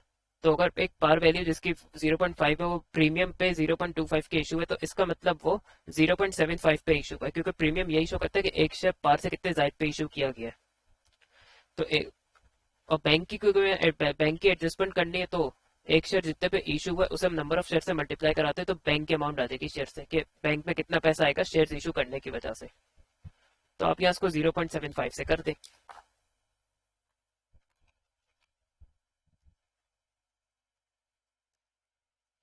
तो ये 375,000 हो गया। अच्छा, डिवेंचर वॉज रीपेड।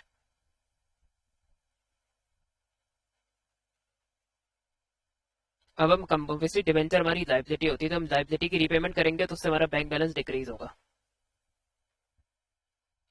अच्छा, बोनस इशू को आप इग्नोर कर सकते हैं, क्योंकि बोनस इशू की वजह से कंपनी में कोई फाइनेंस नहीं आता, क्योंकि हम फ्री के शेयर्स दे रहे होते हैं करंट शेयर होल्डर्स को, तो ये नॉन कैश ट्रांजेक्शन है, तो यहाँ ये बैंक बैलेंस के लिए रेलेवेंट नहीं होगी।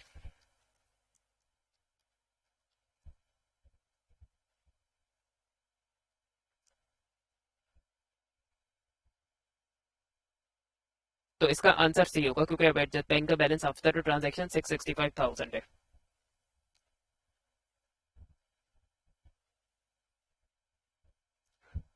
What might cause a decrease in the companies non current asset turnover. अब देखिए उसने थ्योरेटिकल चॉइसेस दी हैं, तो इस टाइप का एमसीक्यू सही करना है तो सबसे पहले उसका फॉर्मूला जरूर रिकॉल करें कि इसका क्या होता है।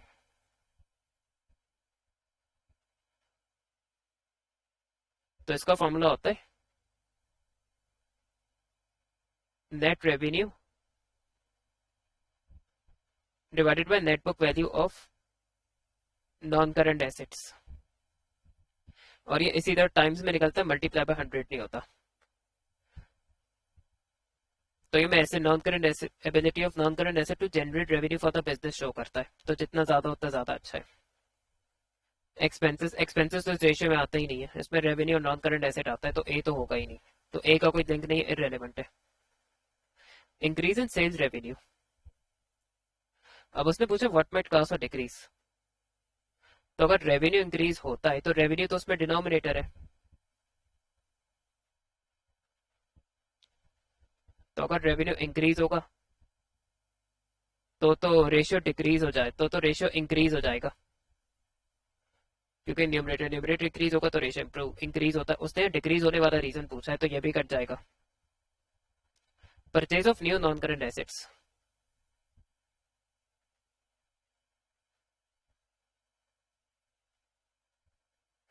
अब देखिए अब हम नॉन करंट एसेट्स परचेज करते हैं तो ये डिनोमिनेटर इंक्रीज हो जाएगा, net book value of non current assets बढ़ जाएगी, और कोई सी भी रेशियो में जब डिनोमिनेटर इंक्रीज होता है तो फिर वो रेशियो डिक्रीज हो जाता है, तो ये स्ट्रॉन्ग रीजन है इसका, सेलिंग नॉन करंट एसेट्स।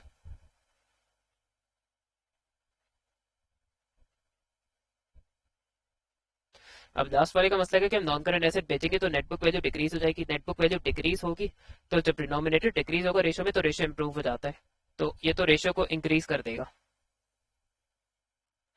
तो बी और डी दोनों जो है वो रेशियो को इंक्रीज करेंगे, तो रेशियो को डिक्रीज करने वाला ऑप्शन से ऑप्शन सी बचा, तो इसका आंसर सी होगा।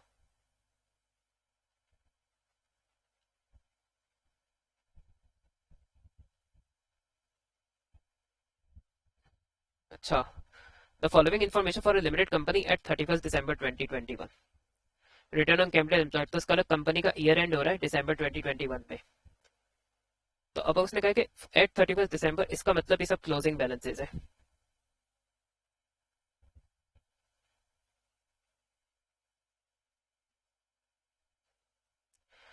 और ये इस तरह भी पता चल रहा है कि उसने ओपनिंग बैलेंस या रिटेन अर्निंग का अलग से दिया है। Interim dividend was paid on first में। अब वही डेटा देखिए कह रहा है कि मुझे रिटर्न ऑन कैपिटल एम्प्लॉयड निकाल के दिखाओ,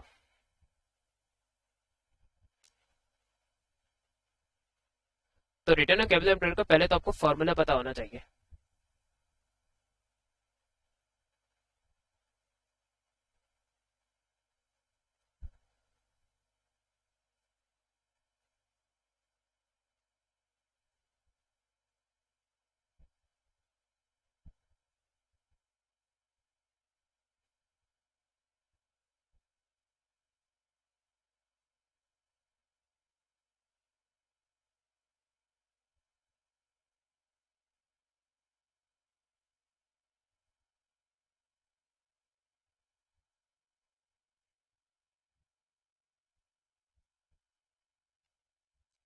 तो देखिए रिटर्न ऑन कैपिटल एम्प्लॉयड का फॉर्मूला होता है profit from operations divided by capital employed multiply by 100, तो कैपिटल एम्प्लॉयड हमारा equity plus non total equity plus non current liabilities होता है।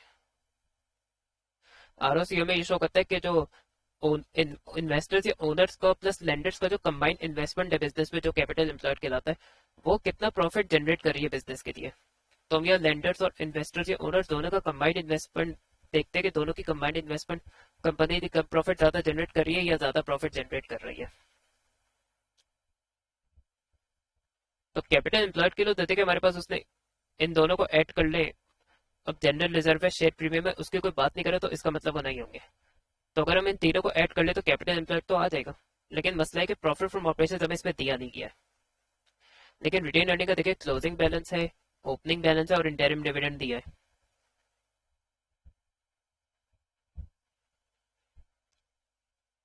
तो हम शायद आई थिंक सो हम रिटेन अर्निंग के जरिए कोई वैल्यू निकाल सकते हैं।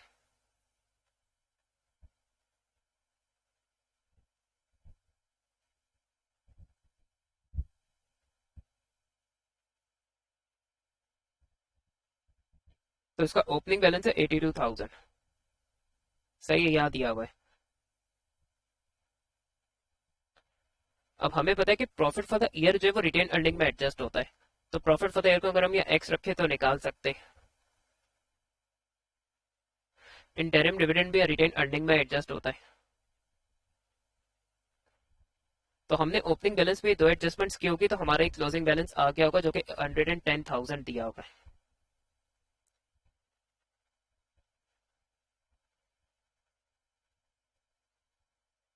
तो अब अगर मैं 110,000 बैकवर्ड चलूँ तो उसमें डिविडेंड्स ऐड करा दूं और ओपनिंग बैलेंस माइनस कर दूं तो मेरा प्रॉफिट फॉर द ईयर आ जाएगा। अब इसमें सही है, प्रॉफिट फ्रॉम ऑपरेशन चाहिए होता है लेकिन हमें स्टेप बाय स्टेप करना होगा। तो पहले जो हमारी लिए पॉसिबल है निकालना तो हम उसको कैलकुलेट करेंगे।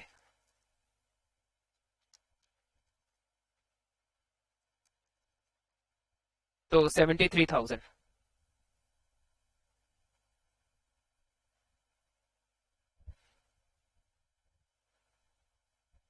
तो प्रॉफिट फॉर द ईयर किस तरह आते हैं कि हम प्रॉफिट फ्रॉम ऑपरेशन में से उसको हम एक्स एज्यूम कर लेते हैं। अब यहाँ टैक्स की कोई बात नहीं करो तो इसका मतलब टैक्स नहीं होगा। प्रॉफिट फ्रॉम ऑपरेशन में से हमने फाइनेंस कॉस्ट माइनस किया होगा तो ही हमारा प्रॉफिट फॉर द ईयर ये आया होगा 73,000 का। तो हमें डिबेंचर उसका इंटरेस्ट रेट दिया हुआ है तो हम यहाँ पे डिबेंचर का इंटरेस्ट कैलकुलेट कर सकते हैं।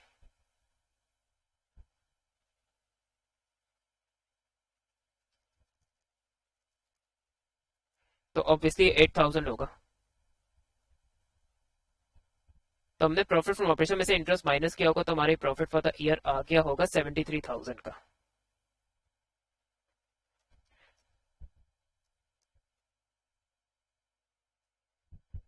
अब मैं 73,000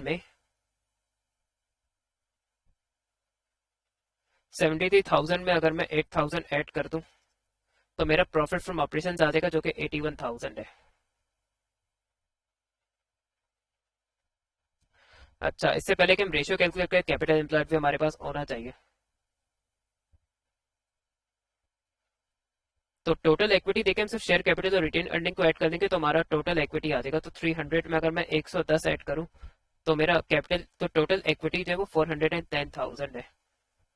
उसमें मैं 1 लाख डाउन करंट लाइबिलिटी जो कि डिबेंचर है उसको ऐड कर दूंगा तो मेरी टोटल कैपिटल एम्प्लॉयड जो है वो 510,000 का हो जाएगा।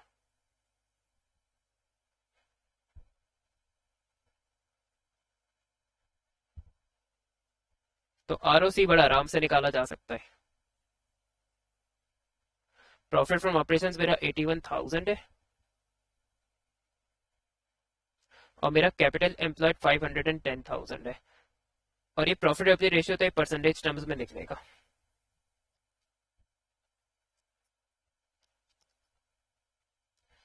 तो 15.88 मेरा आंसर है, वो ऑप्शन डी में दिया हुआ है। तो इसका आंसर डी होगा।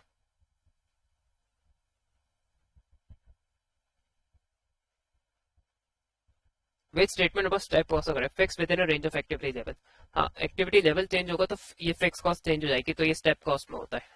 जैसे हम करंट फैक्ट्री में यूनिट्स प्रोडक्शन कर रहे हैं, अब अगर हमें हमें ज्यादा प्रोडक्शन करने के लिए ज्यादा बड़ी फैक्ट्री चाहिए तो उसकी वजह से प्रोबेबली हमारा रेंट एक्सपेंस इंक्रीज होगा जो कि फिक्स कॉस्ट ही होती है, क्योंकि बड़ी फैक्ट्री के लिए ज्यादा रेंट देना पड़ेगा। अच्छा, टू तो गलत है। तो देखिए जिसमें वन होगा वो तो आंसर होगा ही होगा, तो जिसमें वन नहीं है उसको आप स्ट्रेट अवे एलिमिनेट करते हैं। Fix whatever the level of activity नहीं। After particular level of activity this step fix cost change include fix cost only, ये सही स्टेटमेंट है। अच्छा, include both fixed and variable cost नहीं। Step fix cost जो है वो सिर्फ फिक्स कॉस्ट होती है।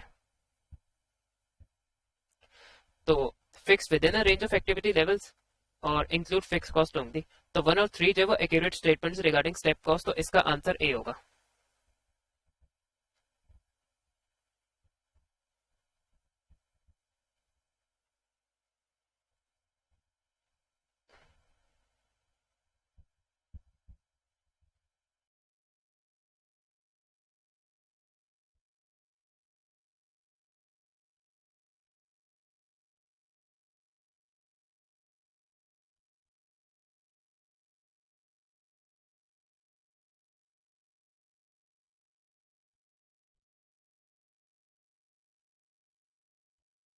A production worker is paid 15 hour for 15 per hour for working 8 hours a day.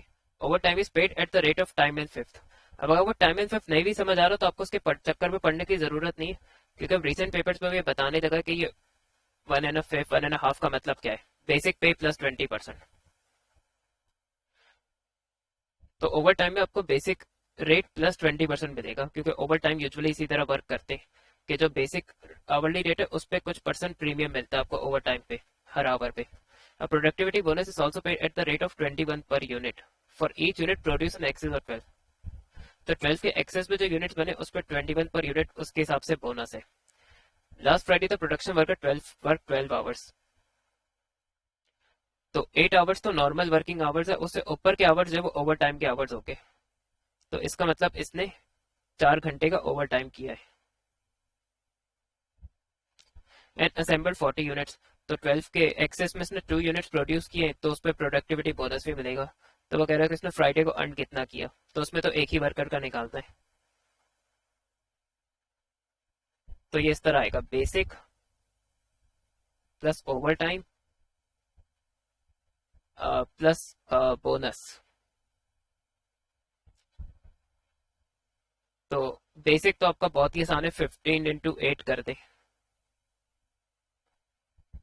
अब मैं अलग से आपको वर्किंग करके ओवर टाइम का रेट निकाल देता हूँ।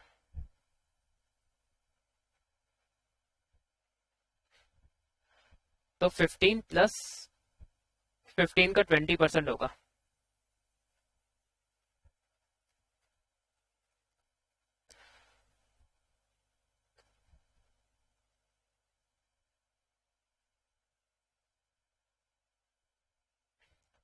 तो देखिए ओवर टाइम में सिर्फ ये 20% नहीं दिया जाएगा, बेसिक पे प्लस 20% होगा।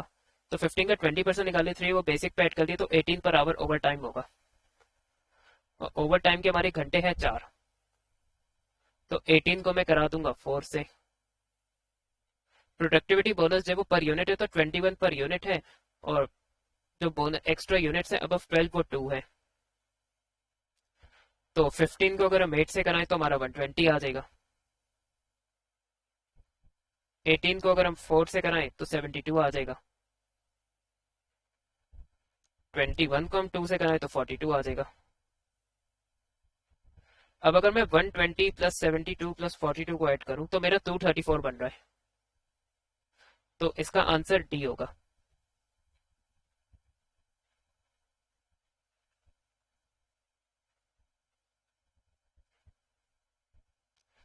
A retailer made the following purchases of inventory in October. Quantities, unit price, total cost. There was no opening inventory for October. The business uses the first in first out method to value its inventory. In October 200 units were sold for 900 each. तो अब देखिए inventory valuation के MCQ आप देख लिया करें, उसे closing inventory की वैल्यू चाहिए, जो यूनिट्स हमने सेल किए उसकी कॉस्ट चाहिए, या उसे ग्रॉस प्रॉफिट चाहिए। तो देखिए यहाँ उसने ग्रॉस प्रॉफिट के लिए कहा है।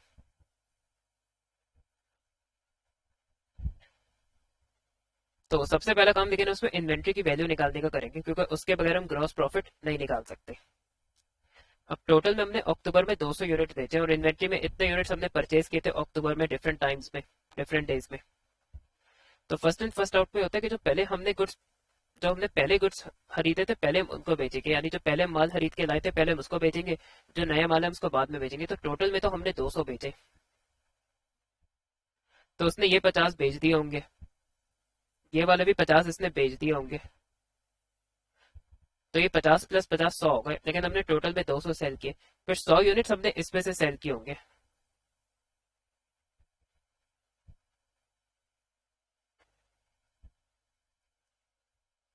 तो हमारी क्लोजिंग इन्वेंट्री के जो यूनिट्स हैं,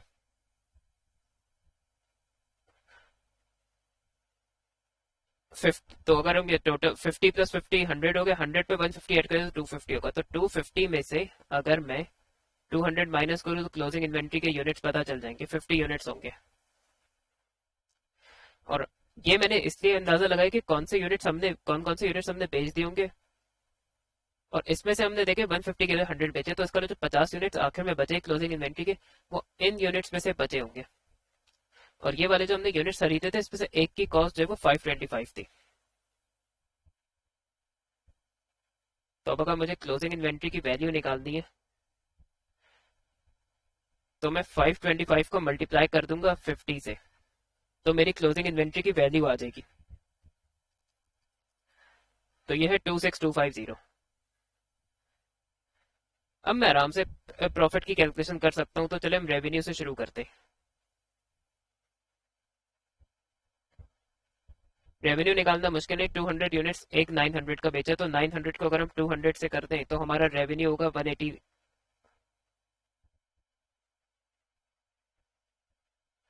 तो हमारा रेवेन्यू 180,000 होगा। Revenue less cost of sales. Opening inventory तो है नहीं, तो हम डायरेक्ट परचेजेस लेंगे। अब परचेजेस देखे आपको टोटल कॉस्ट उसने दे दी, तो डायरेक्टली आप इसको ले लेंगे 128750।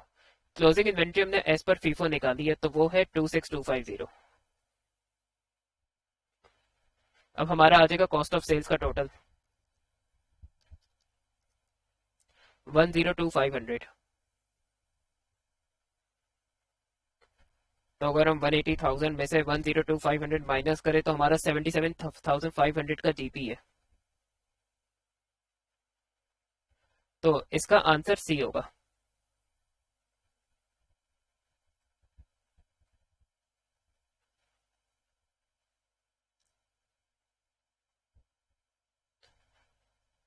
To department details. अब इसने सिर्फ सिंपली कहा कि overhead absorption rate per hour चाहिए मशीनिंग का। तो देखिए हमें मशीनिंग, अच्छा इसमें बजटेड आवर्स और बजटेड एक्टिविटी होनी चाहिए। तो देखिए हमें बजटेड आवर्स दिए, फिक्स कॉस्ट दी हुई है मशीनिंग की 180,000 है, और हमारे इसके बजटेड आवर्स भी दिए हुए जो 6,000 है। तो हमारा आसानी से ओवरहेड एब्जॉर्प्शन रेट आ जाएगा। अगर मैं 180,000 को डिवाइड बाय 6 कर दूं, 180,000 डिवाइड बाय 6,000, तो ये हमारा 30 होगा। तो इसका आंसर सी होगा। तो ये तो बस सिंपल एमसीक्यू था। इसमें से ओवरहेड एब्जॉर्प्शन रेट का आपको फॉर्मूला पता होना चाहिए, और ये पता होना चाहिए कि बजटेड डेटा यूज होता है।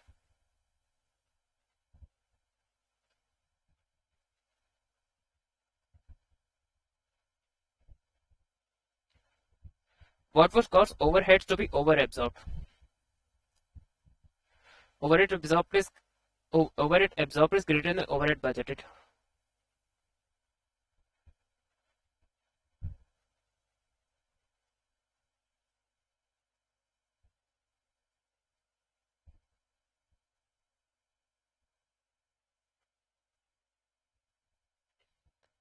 तो देखिए हमें ओवर एब्जॉर्ब या अंडर एब्जॉर्ब के लिए हम ओवर एब्जॉर्ब का मुकाबला करवाते हैं, उसको कंपेयर करते हैं एक्चुअल ओवरहेड से, तो हमें पता चलता है कि ओवर एब्जॉर्ब या अंडर एब्जॉर्ब है। तो ओवर एब्जॉर्ब बजटेड ओवरहेड से नहीं, एक्चुअल ओवरहेड से कंपेयर होगा। तो ऑप्शन ए और बी में तो ओवर एब्जॉर्ब का बजटेड से कंपेरिजन हो रहा है, तो ये तो वैसे ही एलिमिनेट हो जाएंगे क्योंकि ये बहुत ही स्टूपिड ऑप्शन है। अब यहाँ उसने एक्चुअल ओवरहेड्स का वर्ड का यूज नहीं किया, उसने इंकर्ड का है। तो इंकर्ड का मतलब है कि एक्चुअल में हमें कितना एक्सपेंस आया, तो एक ओवरहेड इंकर्ड हमारा एक्चुअल होगा। तो वो कह रहे overhead incurred is greater than overhead absorb.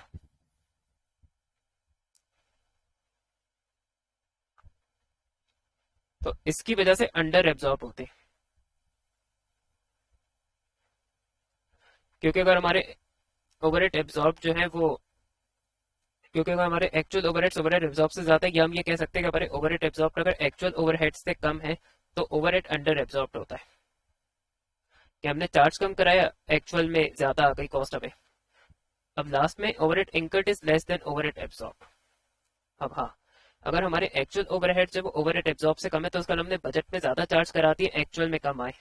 तो अगर ओवरहेड एब्सॉर्ब इज तो अगर ओवरहेड एब्जॉर्ब ज्यादा है ओवरहेड इंकर्ड से, ओवरहेड इंकर्ड लेस है ओवरहेड एब्जॉर्ब से, तो उसकी वजह से ओवर एब्जॉर्प्शन होगी, तो इसका आंसर डी होगा।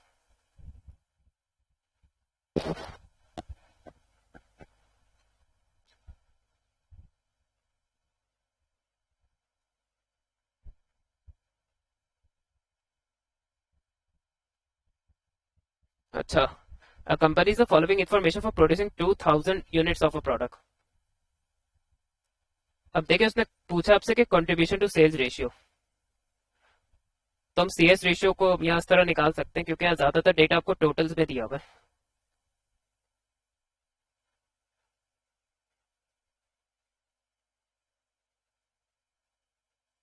Total contribution divide by revenue,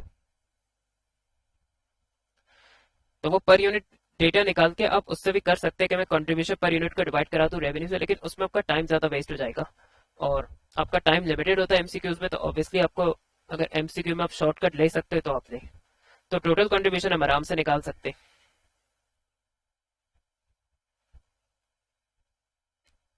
85 में से अगर मैं 30,000 माइनस कर दूं, 14,000 माइनस कर दूं,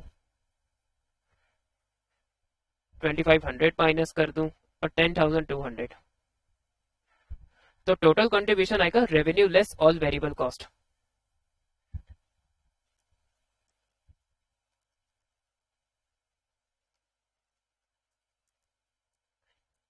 तो हमारा 28,300 हमारा टोटल कंट्रीब्यूशन है।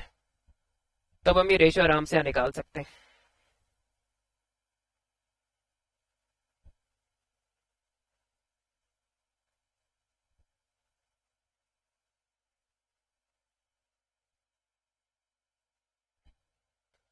तो 28,300 रेवेन्यू उसने में दिया हुआ 85,000, मल्टीप्लाई बाय 100 करते आपका सीएस रेशियो आ जाएगा।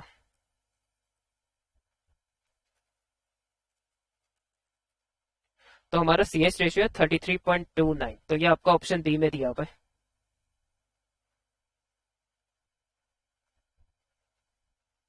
तो इसका आंसर बी होगा।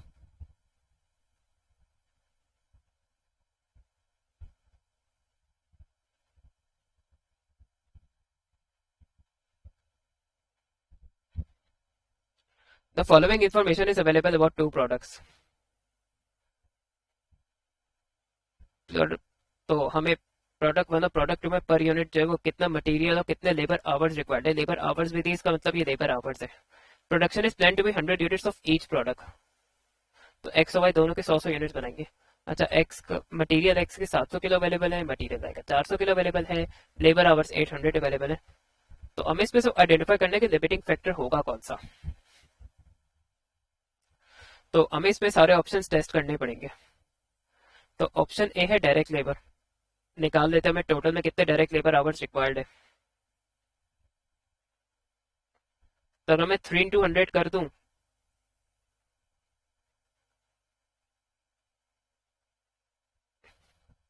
क्योंकि दोनों के हम 100 यूनिट्स बनाएंगे, तो अगर मैं 3 इंटू 100 कर दूं तो एक्स के लेबर आवर्स आ जाएंगे, 6 इंटू 100 कर दूं तो वाई के लेबर आवर्स आ जाएंगे, तो टोटल लेबर आवर्स 900 हो जाएंगे।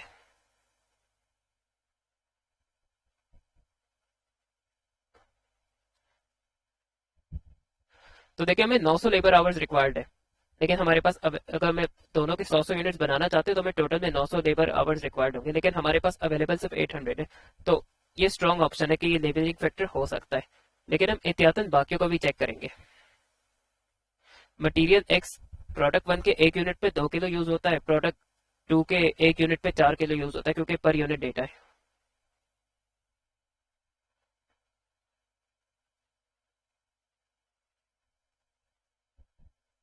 तो प्रोडक्ट एक्स को हम निकाल सकते हैं 2 इंटू 100 प्लस 4 इंटू 100,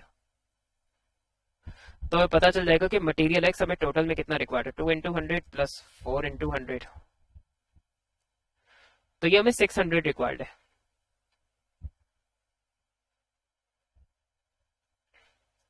तो हमें रिक्वायर्ड 600 है, अवेलेबल ही 700 किलो, तो मटेरियल एक्स तो शॉर्ट नहीं होगा, तो ये कट जाएगा।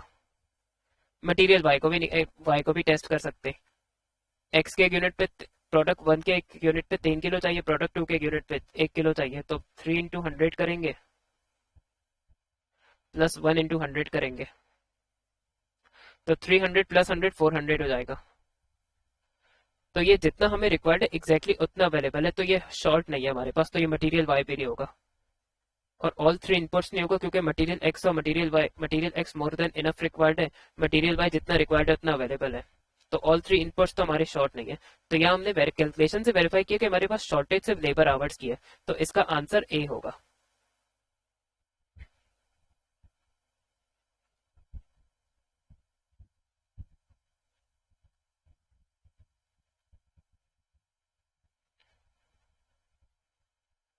A company provides the following information: selling price per unit, variable cost में fixed cost और ब्रेक इवन पॉइंट दिया हुआ है इस करंट डेटा में।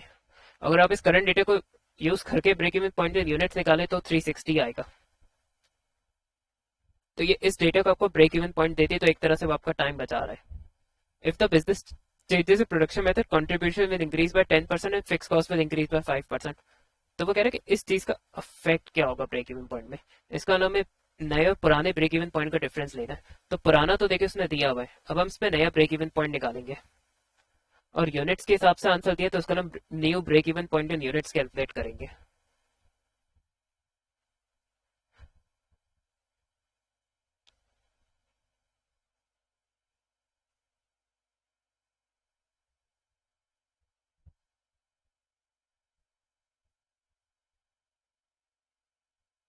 तो current contribution per unit selling price minus variable cost 60 हो जाएगा।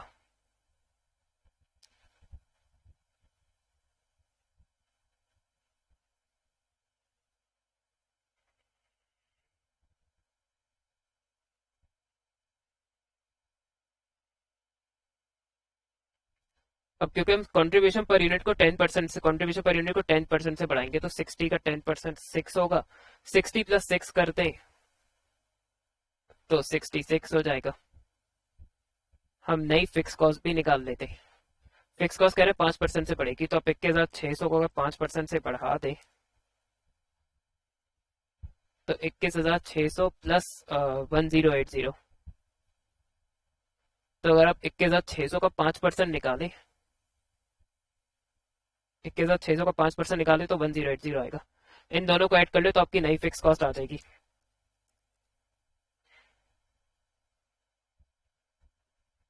तो हमारे पास नया कॉन्ट्रीब्यूशन पर यूनिट भी, हमारे पास नई फिक्स कॉस्ट भी, आराम से हम न्यू ब्रेक इवन निकाल सकते हैं।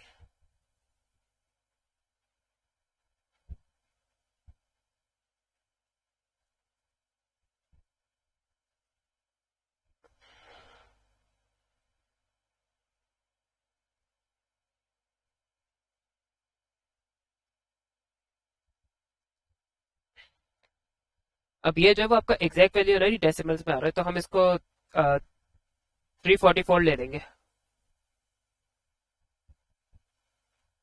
तो आप यहाँ देख सकते हैं कि हमारे जब कंट्रीब्यूशन में इंक्रीज आया और फिक्स कॉस्ट में भी इंक्रीज आया तो कंट्रीब्यूशन हम तो हमारा ब्रेक इवन डिक्रीज हो रहा है।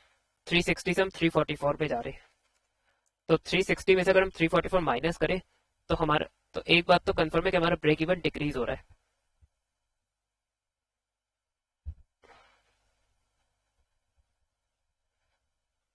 तो ब्रेक इवन इंक्रीज नहीं, ब्रेक इवन डिक्रीज हो रहा है, तो इंक्रीज वाले ऑप्शंस तो कट जाएंगे। अब ब्रेक इवन डिक्रीज कितने से हो रहा है, तो वो 16 यूनिट से हो रहा है।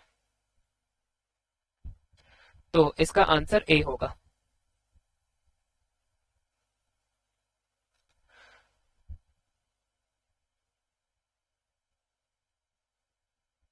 अच्छा, budgets are based on estimates. बिल्कुल, तो ये लिमिटेशन है कि बजट्स एक्चुअल डेटा पे नहीं एस्टिमेट्स पे बेस्ड होता है, तो ये इसकी डिसएडवांटेज होता है। तो जिसमें वन नहीं उसको हम निकालते हैं। बजट्स में लीड टू स्टाफ डीमोटिवेशन। अगर ज्यादा अनरियलिस्टिक टारगेट्स हम रख देते हैं तो स्टाफ वो अचीव नहीं कर पाएगा तो डीमोटिवेट होगा। जैसे कोविड के टाइम में फ्लाइट्स बहुत कैंसिल हो रही थी, ट्रेवल रिस्ट्रिक्शंस थी। तो अगर कोई एयरलाइन की कंपनी अनरियलिस्टिक सेल्स के टारगेट्स रखे तो ऑब्वियसली जो सेल्स का स्टाफ है एयरलाइन कंपनी का, तो उसे डीमोटिवेशन होगी। तो टू भी होगा, तो जिसमें टू नहीं उसको आप निकाल दें। अब ए और सी बच गए। बजट्स में prevent managers from being creative. अब सपोज करो कि मार्केटिंग मैनेजर इंटरेस्टिंग एडवर्टाइजिंग के आइडियाज लाता है या कोई नए प्रोडक्ट आइडिया के साथ आता है।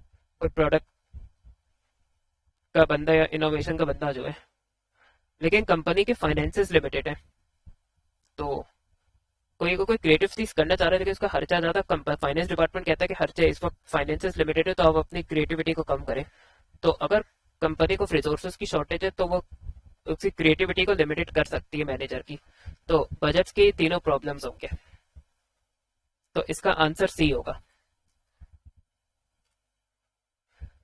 तो अब आप लोग की अगर कोई क्यूरीज है तो वो आप मुझसे कमेंट सेक्शन में पूछ सकते हैं। अल्लाह हाफिज।